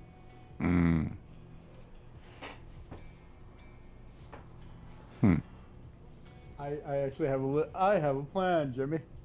Oh, thank God. I was struggling here. The only way I could see around this was having a person that is not actually a person, and that's too magical for me. What you got, Draken? I'll let you know later. I got this. You got this? I I got guess this. I'll just keep going with the pages then. What if your new friend just wants you to break into the vault for her so she can steal it from us because it's too difficult for her to break into the vault herself? Hardly be the first time. So maybe we just leave it in the vault. Maybe she's lying. With Of an course she's angler- lying.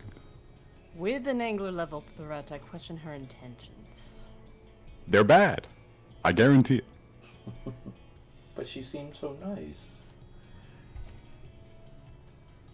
All right. Well, you know what? You don't pay me to think. I'm just gonna go sit over here and try and work through magic again. Let me know when there's something for me to shoot. You know, Whatever you do, if she shows back up, do not shoot her. It can't possibly go well. I'll try. if we are to meet the little Shawnekeesian woman that I saved, Saoirse and her cohort, it might be wise if we wait for them as well. Because apparently we are tangled up in some sort of prophecy, and it might be the one that they are presently following. Yeah, I'm sure there's a couple of the things running around. What? How are they just gonna show up here? Too. What? She's presently looking for a portal. According to her, an open door still yet remains. She's down in a structure that she called the Domes of the Shining Eyes. Would those have been constructed yet? When Jimmy and Draken still lived here? Oh, yeah. absolutely. Yeah, for a long, Yeah. long time. You would be familiar with what they are. Yeah. Jimmy whistles, go. That's down there a ways. Even back in the day, it was kind of annoying to get there. You had to get the dwarves to take you. I imagine now it's much worse.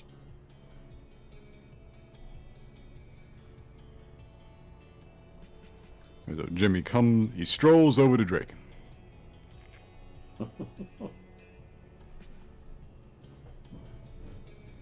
This plan of yours take any time to implement? Should we wander around a bit before we take a crack at this? No, we can do it right now.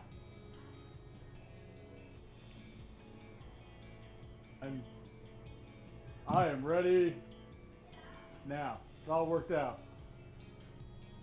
Now, have I had my short rest? Oh boy. I'll give it to you. Sure, go ahead. Okay. Cool. Then I have attuned to the Ring of Mind Shielding. Okay.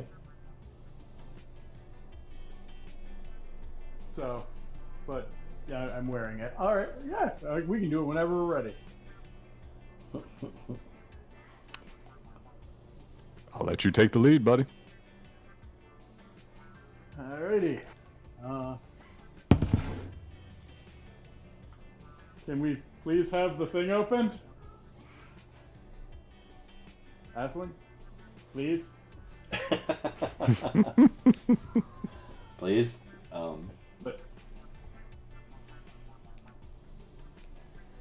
And he'll say that in Shanakijin. Big. Sorry, I just wanted to drop the huge token again. It's just too It's funny every time. Yeah. So yeah, she coalesces in a red mist that kind of swirl around and reform back into her. She comes in, smiling. Can I please try one more time and then that'll be it? Yeah. Okay. And then that's it for this. Okay. So, Oh. another page. Stirred? Another Nice. page. All right.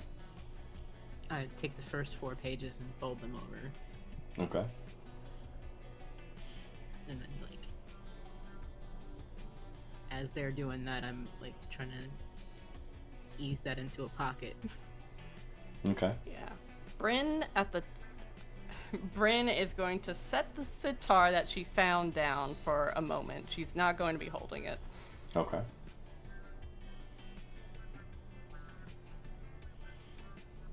I've arrived. Have you come to a decision? My good friend here has a plan. Oh, a plan. This should be good. His last one worked out pretty well. Well, relatively speaking. Did it though? Like, I've heard that shadow puppet story 1,000 times by now. And I the love nice lady tells me that in the aftermath of that shadow puppet story, they've had 200 years of apocalypse. Yep. They, not us. They. We came out great. Yeah, Draken, we had you- a couple years running a bar. A couple of years, yeah. How long have you been gone from here? Two years? 200. You heard? She said that. From her perspective, from the perspective local, you fucking broke time, guy. Thank you. I am quite proud of that. Jimmy's just kind of nodding. He says, He didn't He's got break it. time. It's No, let him say that. It makes me feel good. I like the fact that that's time. Pretty awesome. Chronomancer is like, what? I don't. Y'all, yeah, I don't know. Stop Sure. breaking my things. time I dilation, have folks. one thing. One. Just the one thing. It doesn't get broken, okay? Thanks. Thank you. Nice. Well, let's hear about this lovely plan that the apprentice of the angler has come up with. Well, it involves us doing what you say and going down. And getting the item and then paying the cost. And we'll get to that second part later. Paying the cost. Yes. Are you going to try to pay the cost? Maybe. Well, I'm afraid that's not going to work with you.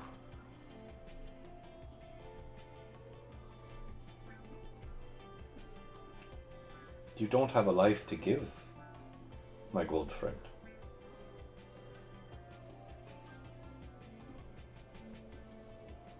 Why? I'm still alive right now. It's not your life to bargain with, though, is it?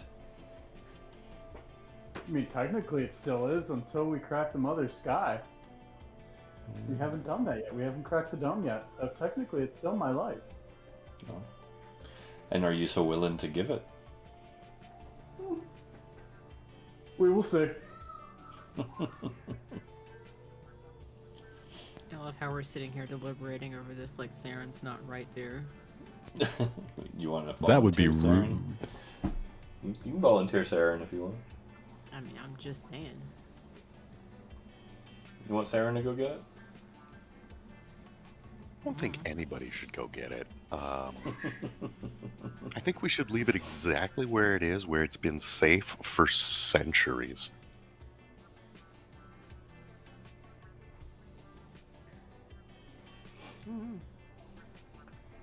I mean, if it's Unless I down can to a sell it. being Can I getting sell it it? and never leaving here, and then we could just have the dog get it, and we're still stuck where we are.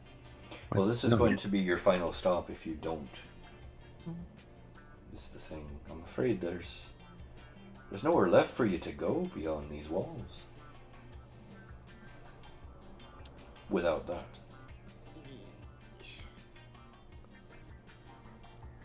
Now, I've known many dramatic types over the years. There is nowhere left for us to go. Practically, theoretically, or literally, I can't step outside these walls again. Well,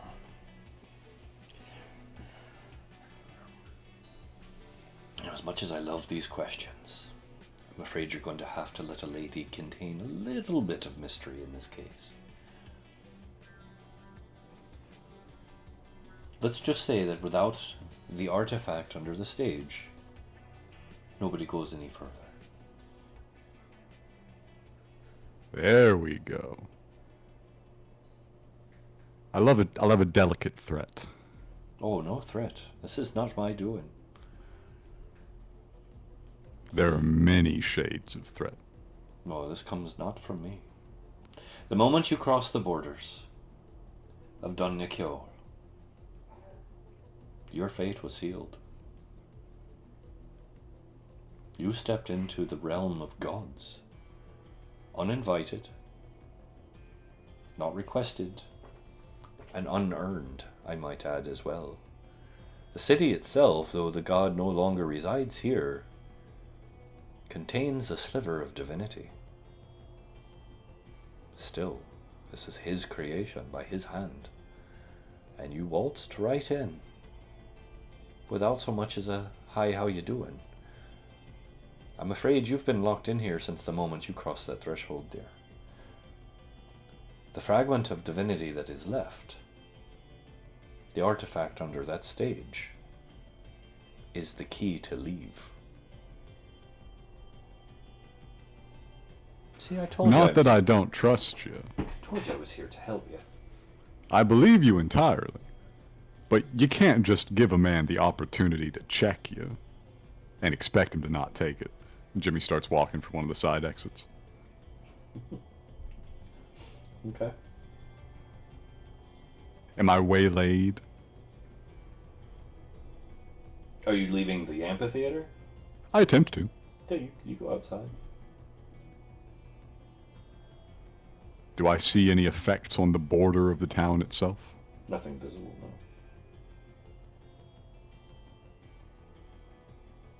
no. I walk towards it. How do I feel? Are you trying to breach the threshold? Yeah. I'm keeping an eye out as I approach. Okay. You get so far and you do interact with a physical barrier that you cannot see.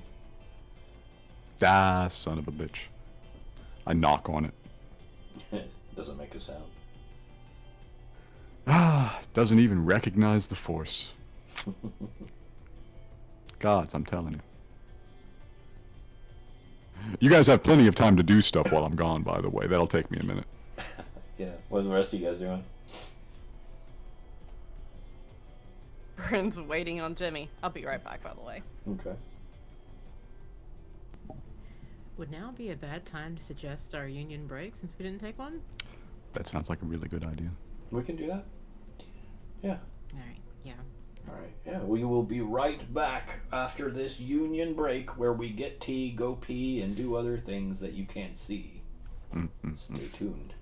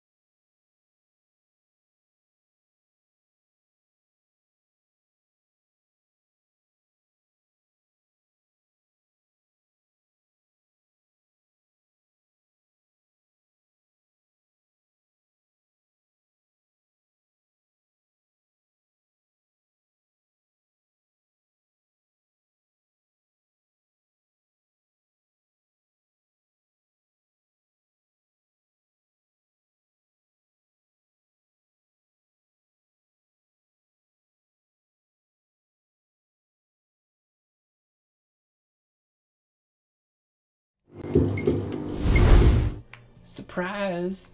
We're back. We're back. Yes, we are. All right. So we are getting down to the wire. Aisling has returned. You have said you're ready to make your decision as far as what to do going forward. What do you want to do?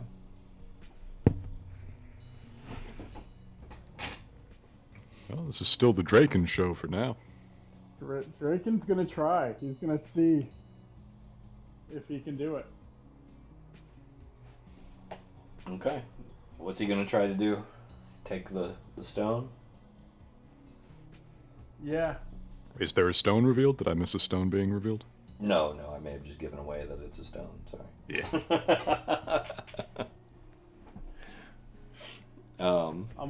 I'm gonna try to grab the stone. All right, so you're going to tell her that you're going to be the one to grab it. Yep. Are you sure? Yes. Those words that everybody hates. Are you sure? I mean, come on. Sure, Bodhi was pretty smart, but how smart can the city he left be? All right. So she walks up to the piano.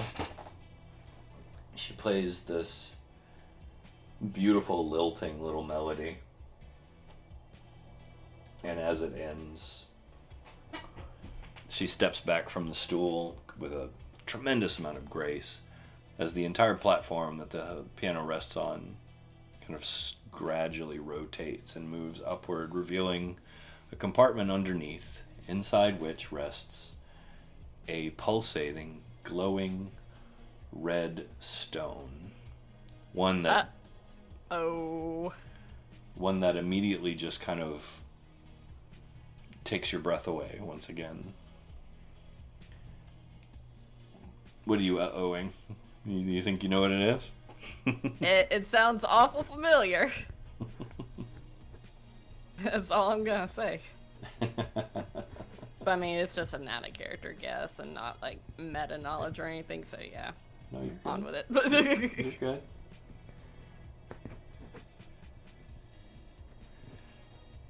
So she grins at you, Draken, and kind of gingerly motions towards the pulsating stone. I am gonna try to grab it. You walk up and just grab it? Yeah. Okay.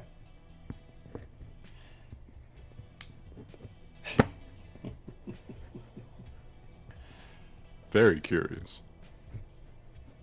So, as you get to the edge of the stage, Draken, and begin to climb on, once again you all hear clack! And from the ground raise several specters. I gotta get these out, hang on. He's gotta summon them. Boom, boom, boom, boom. I don't want to double up, I gotta be careful.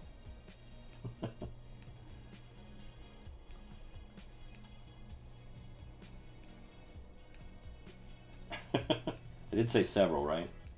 Yeah.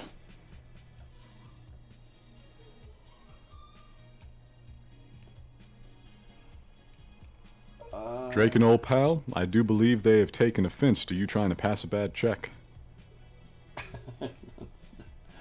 Also, we should probably move Draken's token to be up here. That's true, he was around there, wasn't he? And I think, is this the last one? Yeah. Let me spread these out a little evenly here, though.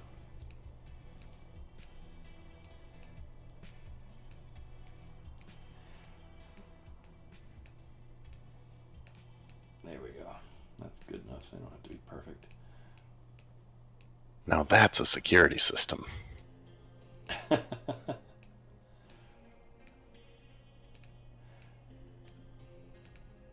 you go. Yeah, so several spirits kind of lift up out of the floor.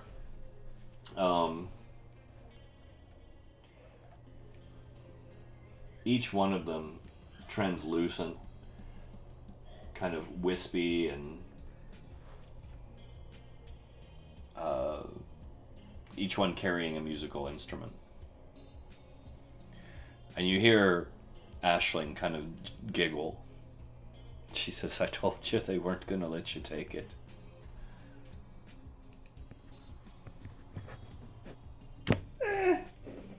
It's worth a shot. Besides,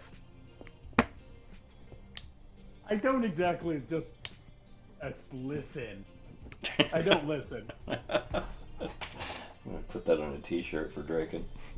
Just his face. I don't listen. Draken? Yes. What do you want to do?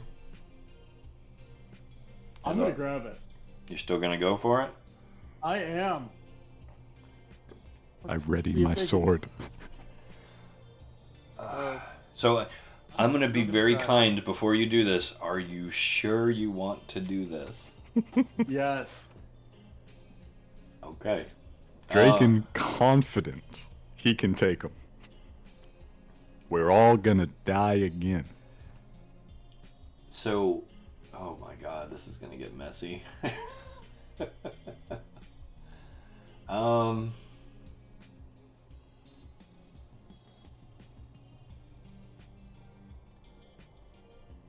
to figure out something I can do that doesn't immediately kill him.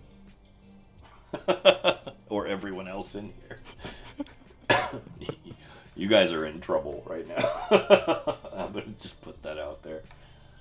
You've made the conductor angry. Aisling was not a threat. The conductor's a threat. The conductor is a threat. Rat. Rat.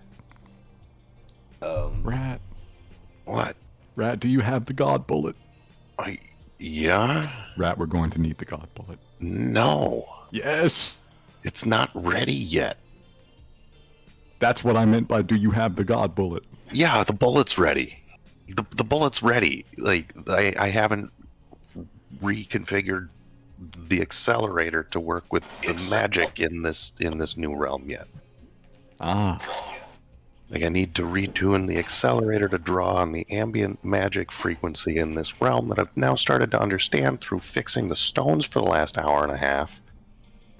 I need some tinkery time before I can go boom boom. I figure we can buy you about 30 seconds. I don't know if that's gonna do it. Good luck. We might need to run out of Harmony Hall. Can't get too far. I tried. Okay. So, Draken, as you move to take the stone, all these spirits on each of their individual instruments, each one is a unique spirit, each one carrying its own unique instrumentation, all of them turn with like this blink of an eye twitch movement and immediately just pulse out a single note at you. Everyone in the room can feel this note hit you, and it is like death just drilled right into your ear and exploded into your brain is what it feels like. Oh no. Please make 1, 2, 3, 4, 5, 6, 7, 8, 9, 10, 11, 12 constitution checks to not die. Pretty much. This is the black note. God, Oh, it's worse than the brown note. Yeah, it's the one that just kills you. Yeah, it's bad. Give me a con, some con saves. 12 of them? How many do you want? Do you want to do them one at a time, or? Up to you. I tell you what, I can do one and add at the standard DC and add a bonus for each one and see if you can beat it, or we can do one for each. What do you want to do? Let's do one for each. Okay. I am more likely to survive that one. Alright. Alright. He's got a good con score. 15, 30. Oh, he already failed. Oh no. You already. How many hit points do you 15. have, Draken? Insufficient. 185. 185. He's beefy. All right. Let's see. Yeah, go ahead and make a couple more. You'll actually take a hit. Oh. Oh, there we go. Yeah, okay. So yeah, you're... Somebody please help him with that. We can stop there. Yeah. So, you're just pummeled by this sound internally, and you feel like your internal organs kind of go mushy for a second. Your ears, your ear holes, your tympanic membranes kind of burst and begin to bleed. Your nose begins to bleed. Your eyes begin to bleed. You begin to convulse and fall down on the ground, and Draken goes still.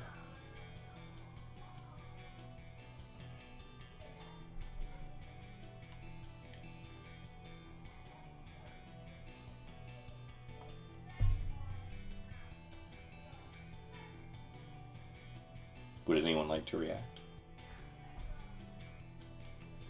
Bryn just stammers out. I wish I knew how the magic here worked. Did anybody catch that frequency? Maybe we can recreate it. I think literally 2 of you have the ability to save other people's crit fails. Oh, that's what you meant. By do something. Yeah. Ah. I still would need to do another 6 rolls, man. I mean, I think you could make 6 rolls. I could. He's probably not getting out of this one, let's be honest. Like, you could have one of these, I guess, but I can't come up with a narrative way that Ratt would be able to just be like, yes, to help you out that way. Like, I don't know how I'd be able to apply it, because it's like, well, okay. I mean, can't- Bryn There's no, would get like, Draken one of these as well. there's no, like, mechanical,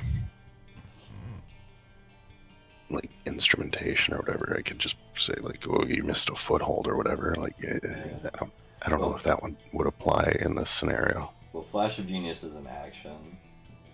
Reaction. Yeah. Oh, it just says action on it. No, it says reaction. It's reaction. It says your action reaction. underneath the title. It's Okay, that's use what I your was reading. reaction. He just didn't. Sorry. He just didn't write it in right. So yeah, that might work. I think the bonus action Bardic Inspiration probably wouldn't work, just because they would have gotten theirs off before you could. Okay.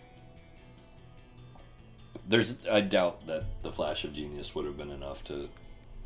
I don't think an 18 is the difference between not dying and making more saves to die in 2 or 3 more rolls. Yeah, so... I will say this. If no one does make a reaction, I'm assuming... I don't have any other reactions. What could we even do? I mean, well, I'm asking because I'm I don't want to force the narrative on you. If you want to react, you can, but if you're not going to, let me know. Nah, no further reactions. Okay. there's Like, nothing that's else. the only reaction ability I have. I mean, yeah, I guess my reaction is just go over here, like back up a bit. I don't know what else. That's a solid reaction. Let's be honest. That is a solid reaction. The other me is over here with Cinder, like, we're not letting you melt again, my guy. Like, So, Bryn, from behind you, Yeah. you hear a familiar voice. It's that guy. Wondering if you'd let me die.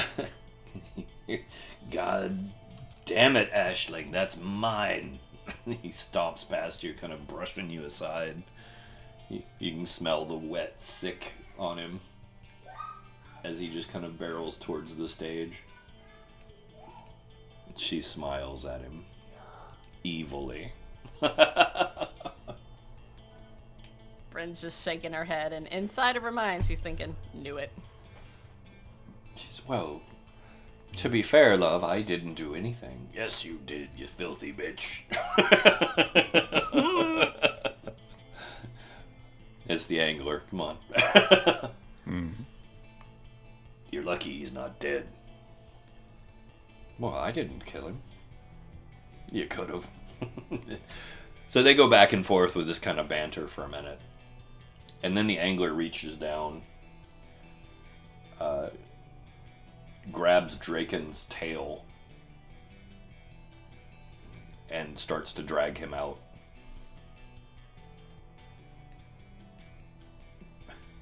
Brushing past you unless you do something to stop him. I look at him go, and I say, now I'm not going to say I owe you one, because I already owe you one. Thanks.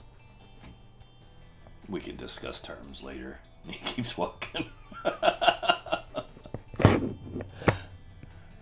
He keeps going on out the auditorium if nobody tries to do anything to stop him or anything. Now I wonder if the barrier would stop him. I have a feeling the answer's no. As he's going away, I yell at him. Hey, any hints on how to crack the conductor?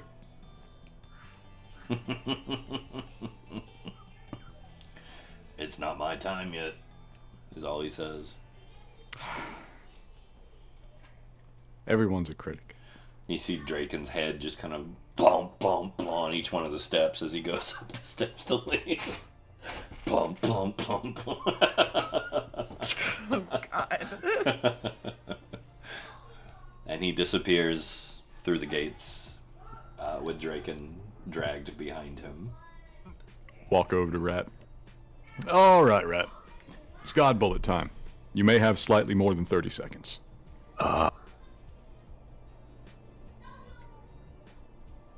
They aren't acting aggressive. Yeah. I will say that. That was all they've done. They're just floating there with their instruments now. Yeah, I don't think I can shoot an incorporeal thing even with the fancy god bullet. I pat him on the shoulder. Ratt, I killed a god to get back here with like 2 of those. Didn't even have a gun. You can shoot anything with that. It's not a gun, Jimmy. No, it's a bullet. Trust me. All right. Well, instead of arguing, I'm gonna get to tinkering to try and reconfigure my accelerator to the magical resonance in this realm instead of home.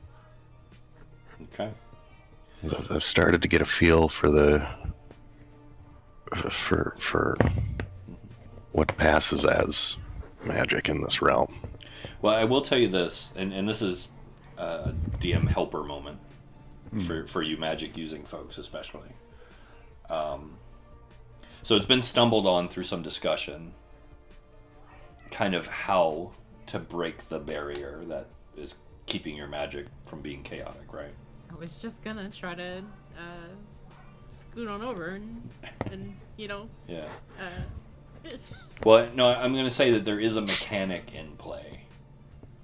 And that's every successful use you get through the rolls, especially with the intention of making it work through the new system of, not system, but the new magical energy that you're pulling from. It's not the weave, it's something new, which is why it was so chaotic. Every successful attempt you make pushes that percentage roll that you make to cast it in your direction until eventually you'll just be able to do it. It's a big chunk every success, so Practice makes perfect. just so there is a mechanic in play. I just wanted to let you guys know that it's not just random up in the air whenever I feel like making you have it. Well, out of character, I did, like, one of the ways I wanted Bryn to kind of figure out how shit works around here was, like, for her to, you know, sit down with an instrument and try to, you know, attune to the magical resonance of the place by playing a note and see, like, what sort of, like, you know, energy feedback she gets. So, yeah, I mean... Yeah.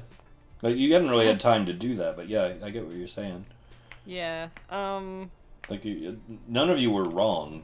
You just had to fight your way through it, figure out what it was that you needed Yeah. to work with intention and not just academic magic, because Yeah, D&D but- magic is academic magic, basically. Yeah, D&D magic is academic, but Rat's retuning his accelerator that just draws on magic and amplifies it through like a focusing core. Yeah. Mhm. Like canonically, the Rat's accelerator is a quarterstaff that he folded in half with metallurgy and then built a wooden frame around. Like he charges like an electrum rail with magical energy. So it just needs to be some kind of energy that he can fling through that electrum rail that he mounted in a.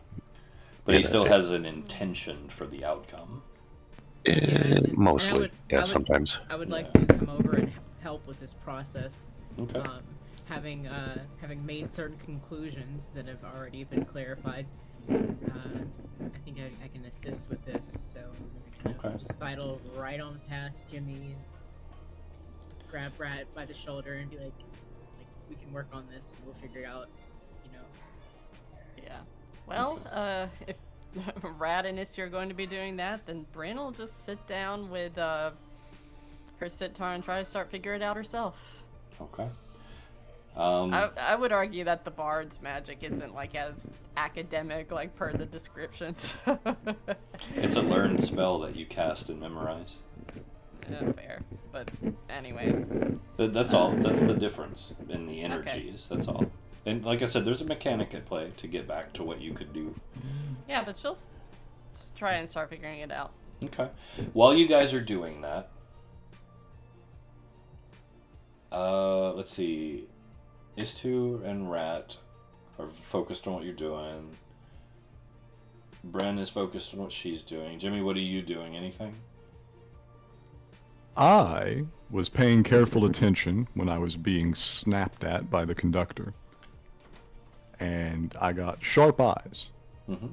I'm going to circle the stage. I'm going to do the walkabout and see if I can pinpoint the conductor's location. There's an obvious place,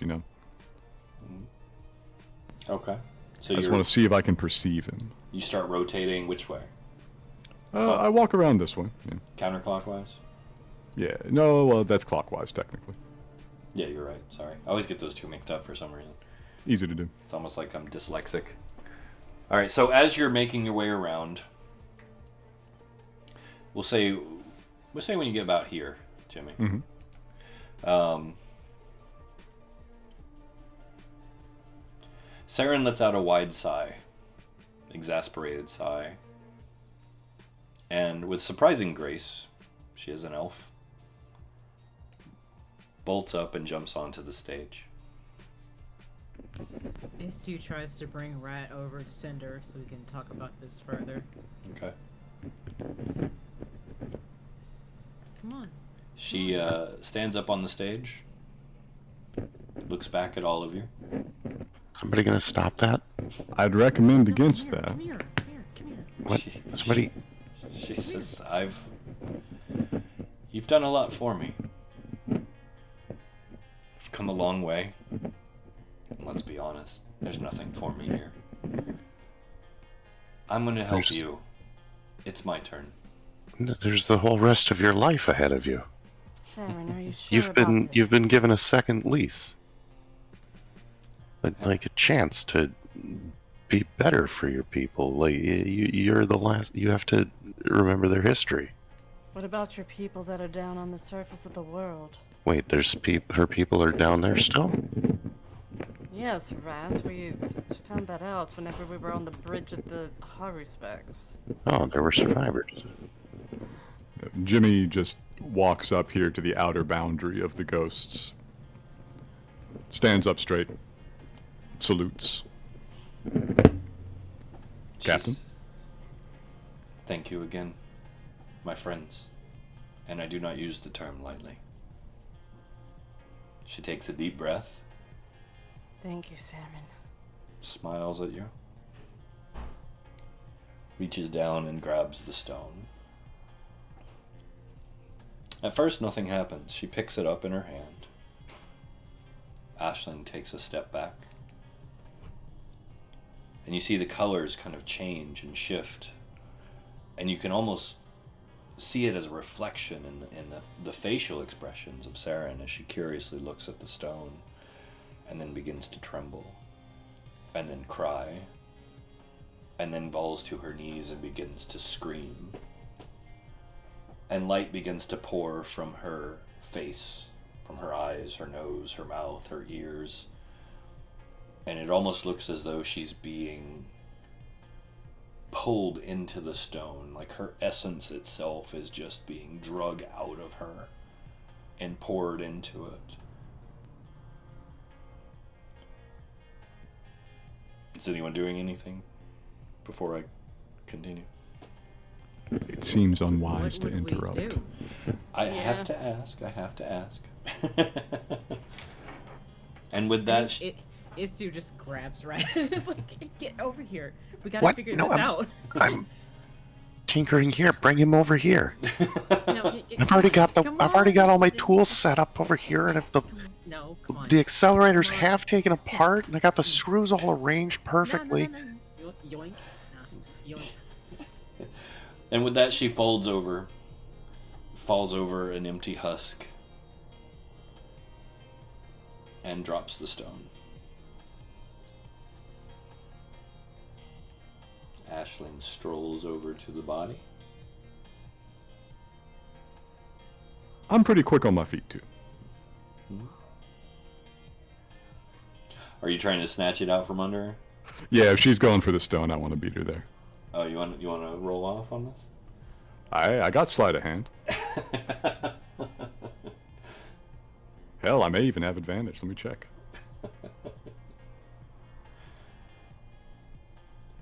Would this be sleight of hand, or would this just be a dex check, though? Because You're the DM, brother. You tell me. Well, she's grabbing for it, so it's like a contested grab, I would say. I don't know what those are by default in D&D. Honestly, they don't come up much.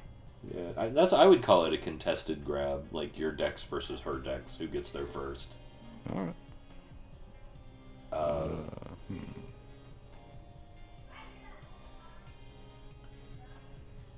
And I'll make it a completely fair roll. I'll do an advanced roller with her bonus.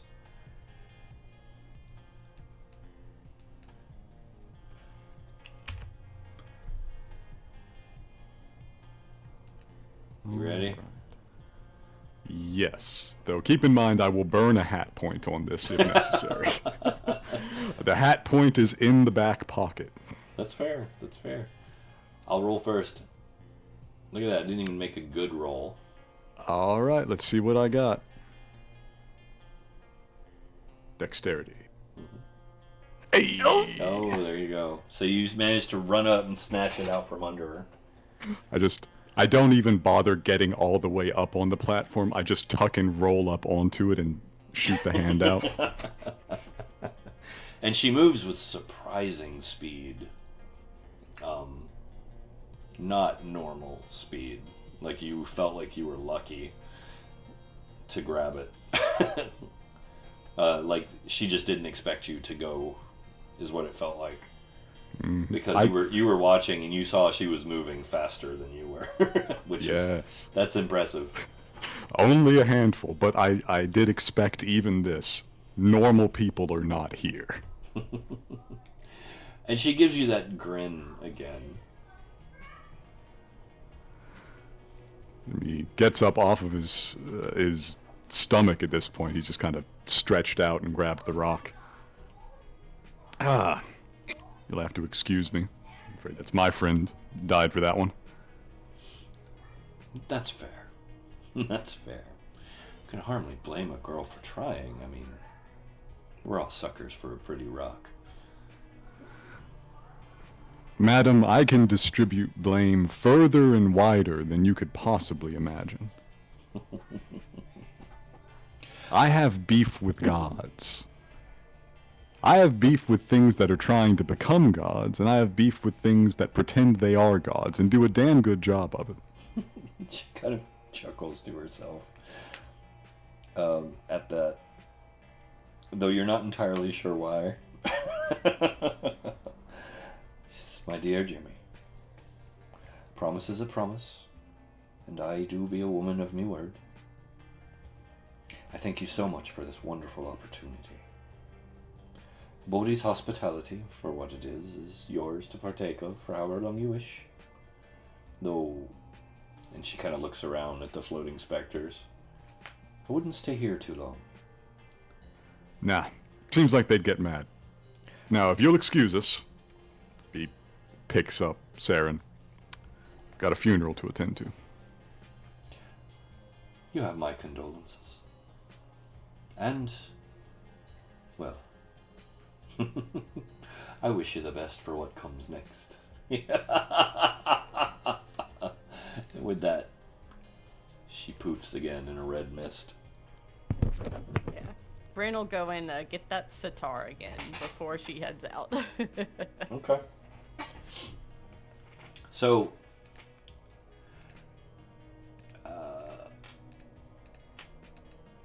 let me get it real quick here. Mm. I will give you the name of that instrument, Bryn. Okay. Just so that if I ask you what you're playing, you can say, it's this. I already told you that. You knew that you made it. You should know that.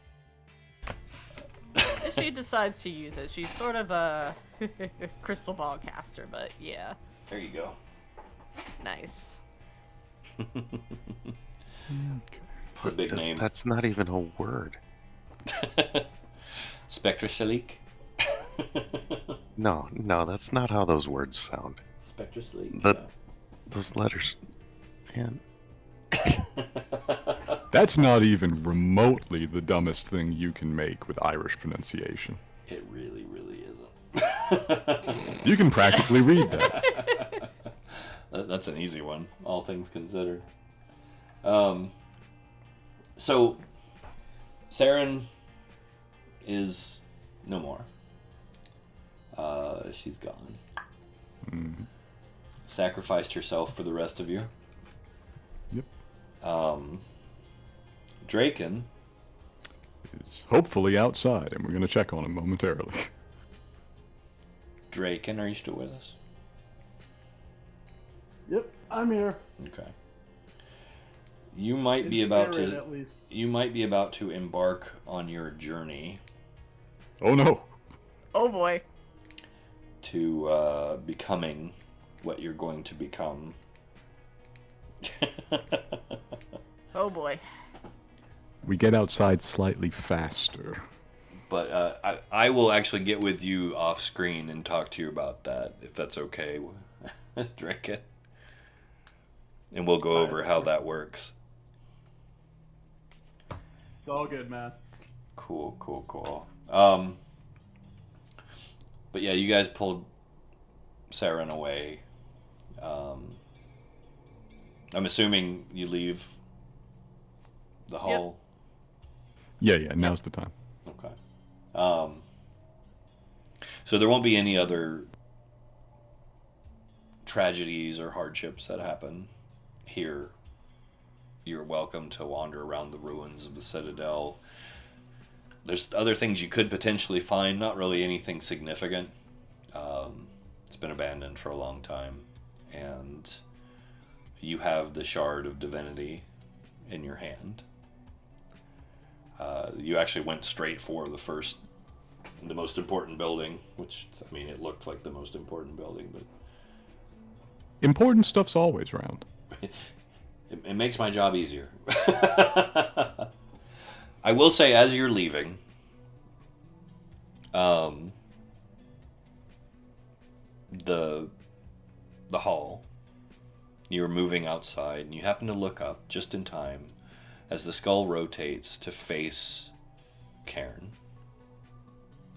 And you're looking down at this cloud-covered planet. You see the big black storm in the center of it where the blight is. And as you're looking, you see the single speck of light moving at a tremendous speed. And it gets closer and closer and closer. And then just streaks across the sky. And in the distance, to what would be the west, you see it strike down. Big cloud of dust. Hey, shooting star, make a wish.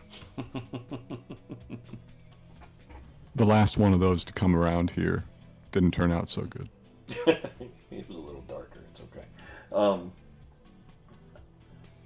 And Bryn, as the dust settles, you feel a familiar connection suddenly get a lot stronger. They're here. That was them. They're here.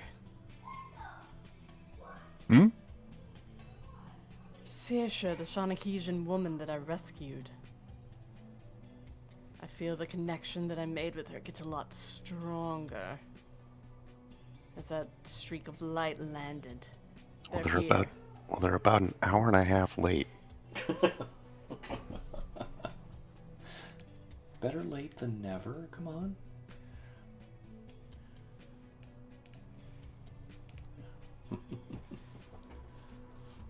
We should go.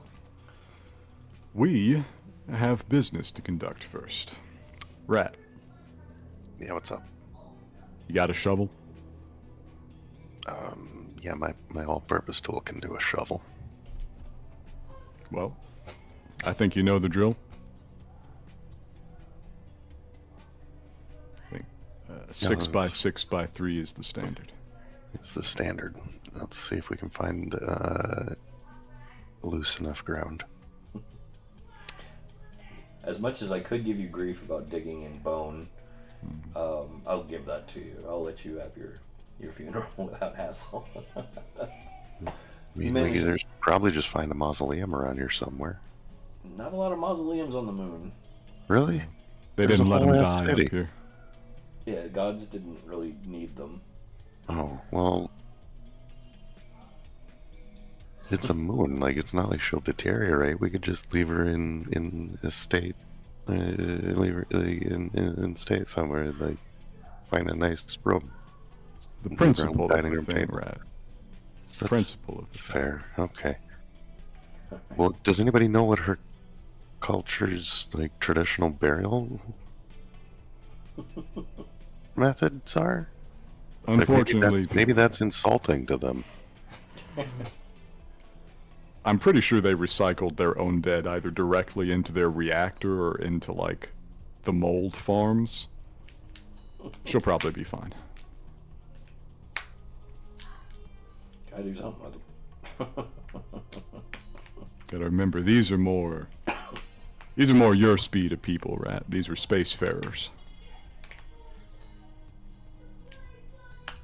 Now, she gets a Cairne burial.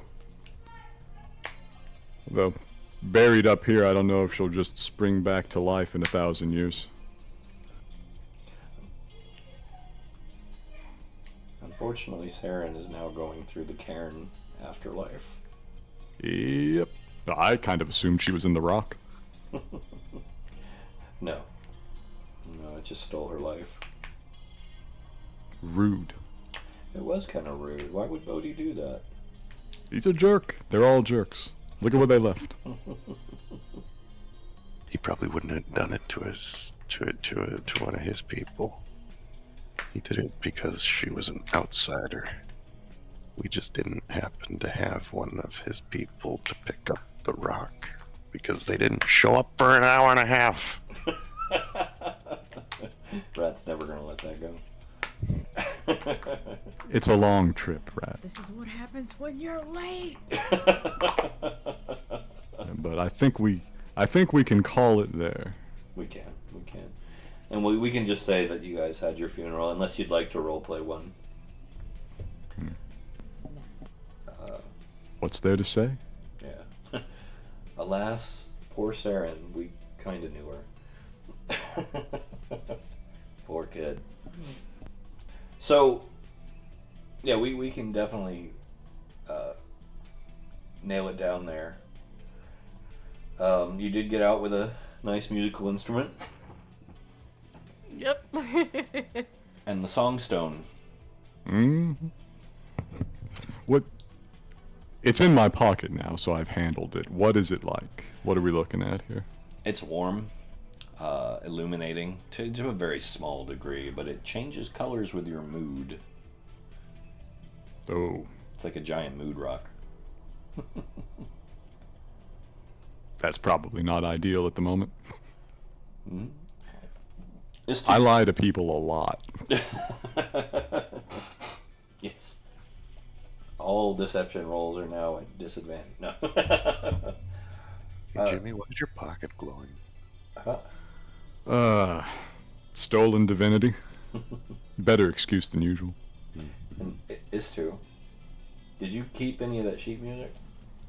Yes. Okay. Yeah. What would we say? You got 4 pages. Yes. Okay. Make sure you write that down. Oh, I mean, I think you know. Yeah. I Well, think you know I wrote it down. Those are a lot more powerful and significant than they seemed. Just so you know. So just make sure you keep that in mind that you have them. That is actually the compositions of Bodhi. Those aren't just any songs. Oh, you.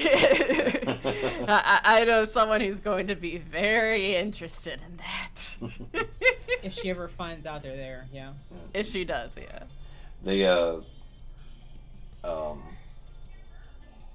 The musical instrument, I'll let you play with and figure out what it does if you want to.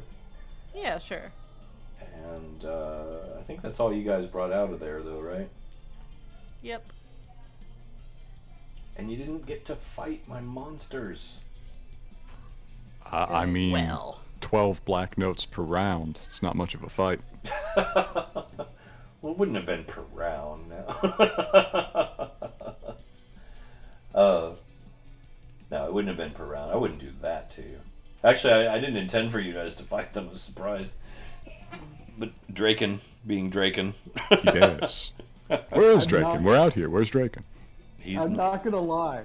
I actually expected to have more issues with the angler not letting me. I thought that was gonna be the issue, and I wouldn't be able to. Not Well- that I would Yeah. get attacked. Draken's not dead. Oh, I know. Yeah, no, you made a pact with the angler. He's got a bit of your essence, like, in tow. You can't die. It's kind of like that amulet of 1 hit point that you can store. Even if you die, like, that 1 hit point breaks and you come back. Congratulations, the angler is now your phylactery. More or Poor less. son of a bitch. Yeah, so he's just going to be really irritated at you more than anything. But no, Draken and the angler are nowhere to be seen. As they tend to do. I do think we're about to start meeting very soon. Yeah. That may happen in the next Cairne session. In fact, because you guys are here, as you knew already, and I figured I'd throw your arrival in as well. So that's gonna get interesting. To see how everyone interacts and how that goes. I hope this was okay. Like, I know it was kind of dark and... We were forewarned. We were. Okay. As long as nobody's hurt. I hated doing that to Draken. Metaphysical question. Mhm. If Istu had walked one of the Istus up there and tried that, would it have killed both of them? No. No, they're separate individuals. Alright. I didn't know quite how that worked. It's a From a simacularum. spiritual perspective. Yeah, it's a simacularum. Simulacrum. I like mine better. Simacularum. It's its own entity. It's its own individual creature. Yeah, but it's interesting to me because simulacrums are made with, like, you know, powdered ruby and then, like, you know, some snow with, like, you know, like a little bit of this to like, a piece of hair or something, and they're essentially just like, an illusion of the person you're making a simulacrum of, like, over that like It is technically giant ass snowman effectively. So well, it's here's the thing. Now technically they get like, have you heard the thing you can do with a high level wizard and Wish and Simulacrum or whatever? that's yeah, actually infinite why I took clones. simulacrum. Yeah, like you could actually like break D&D with it. Yep. Yeah. The classic. So yeah, it's its own entity, its own individual. I know, but it's kind of like a golem, you know what I mean? In a sense. In a way, yeah. But in the same sense that a clone would be, I would say. All right, then. I was just curious. And I will say, do you guys want to see the stats on the musicians? Oh, yeah, No. always. Hit me. Sure, why not?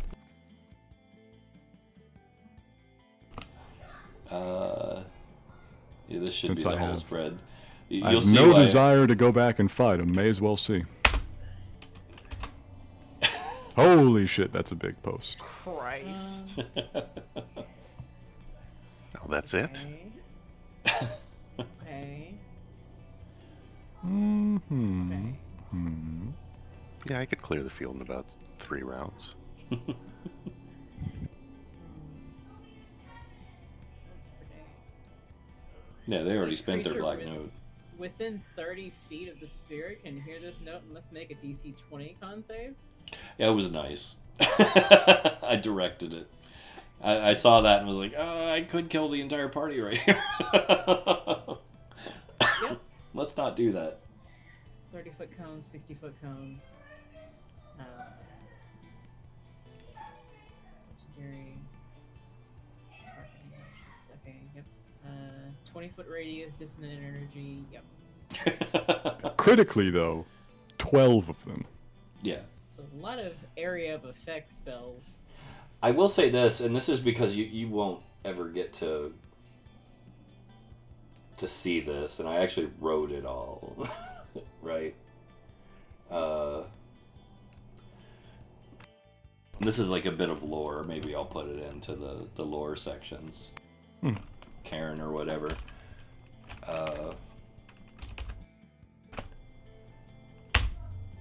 That's them. No.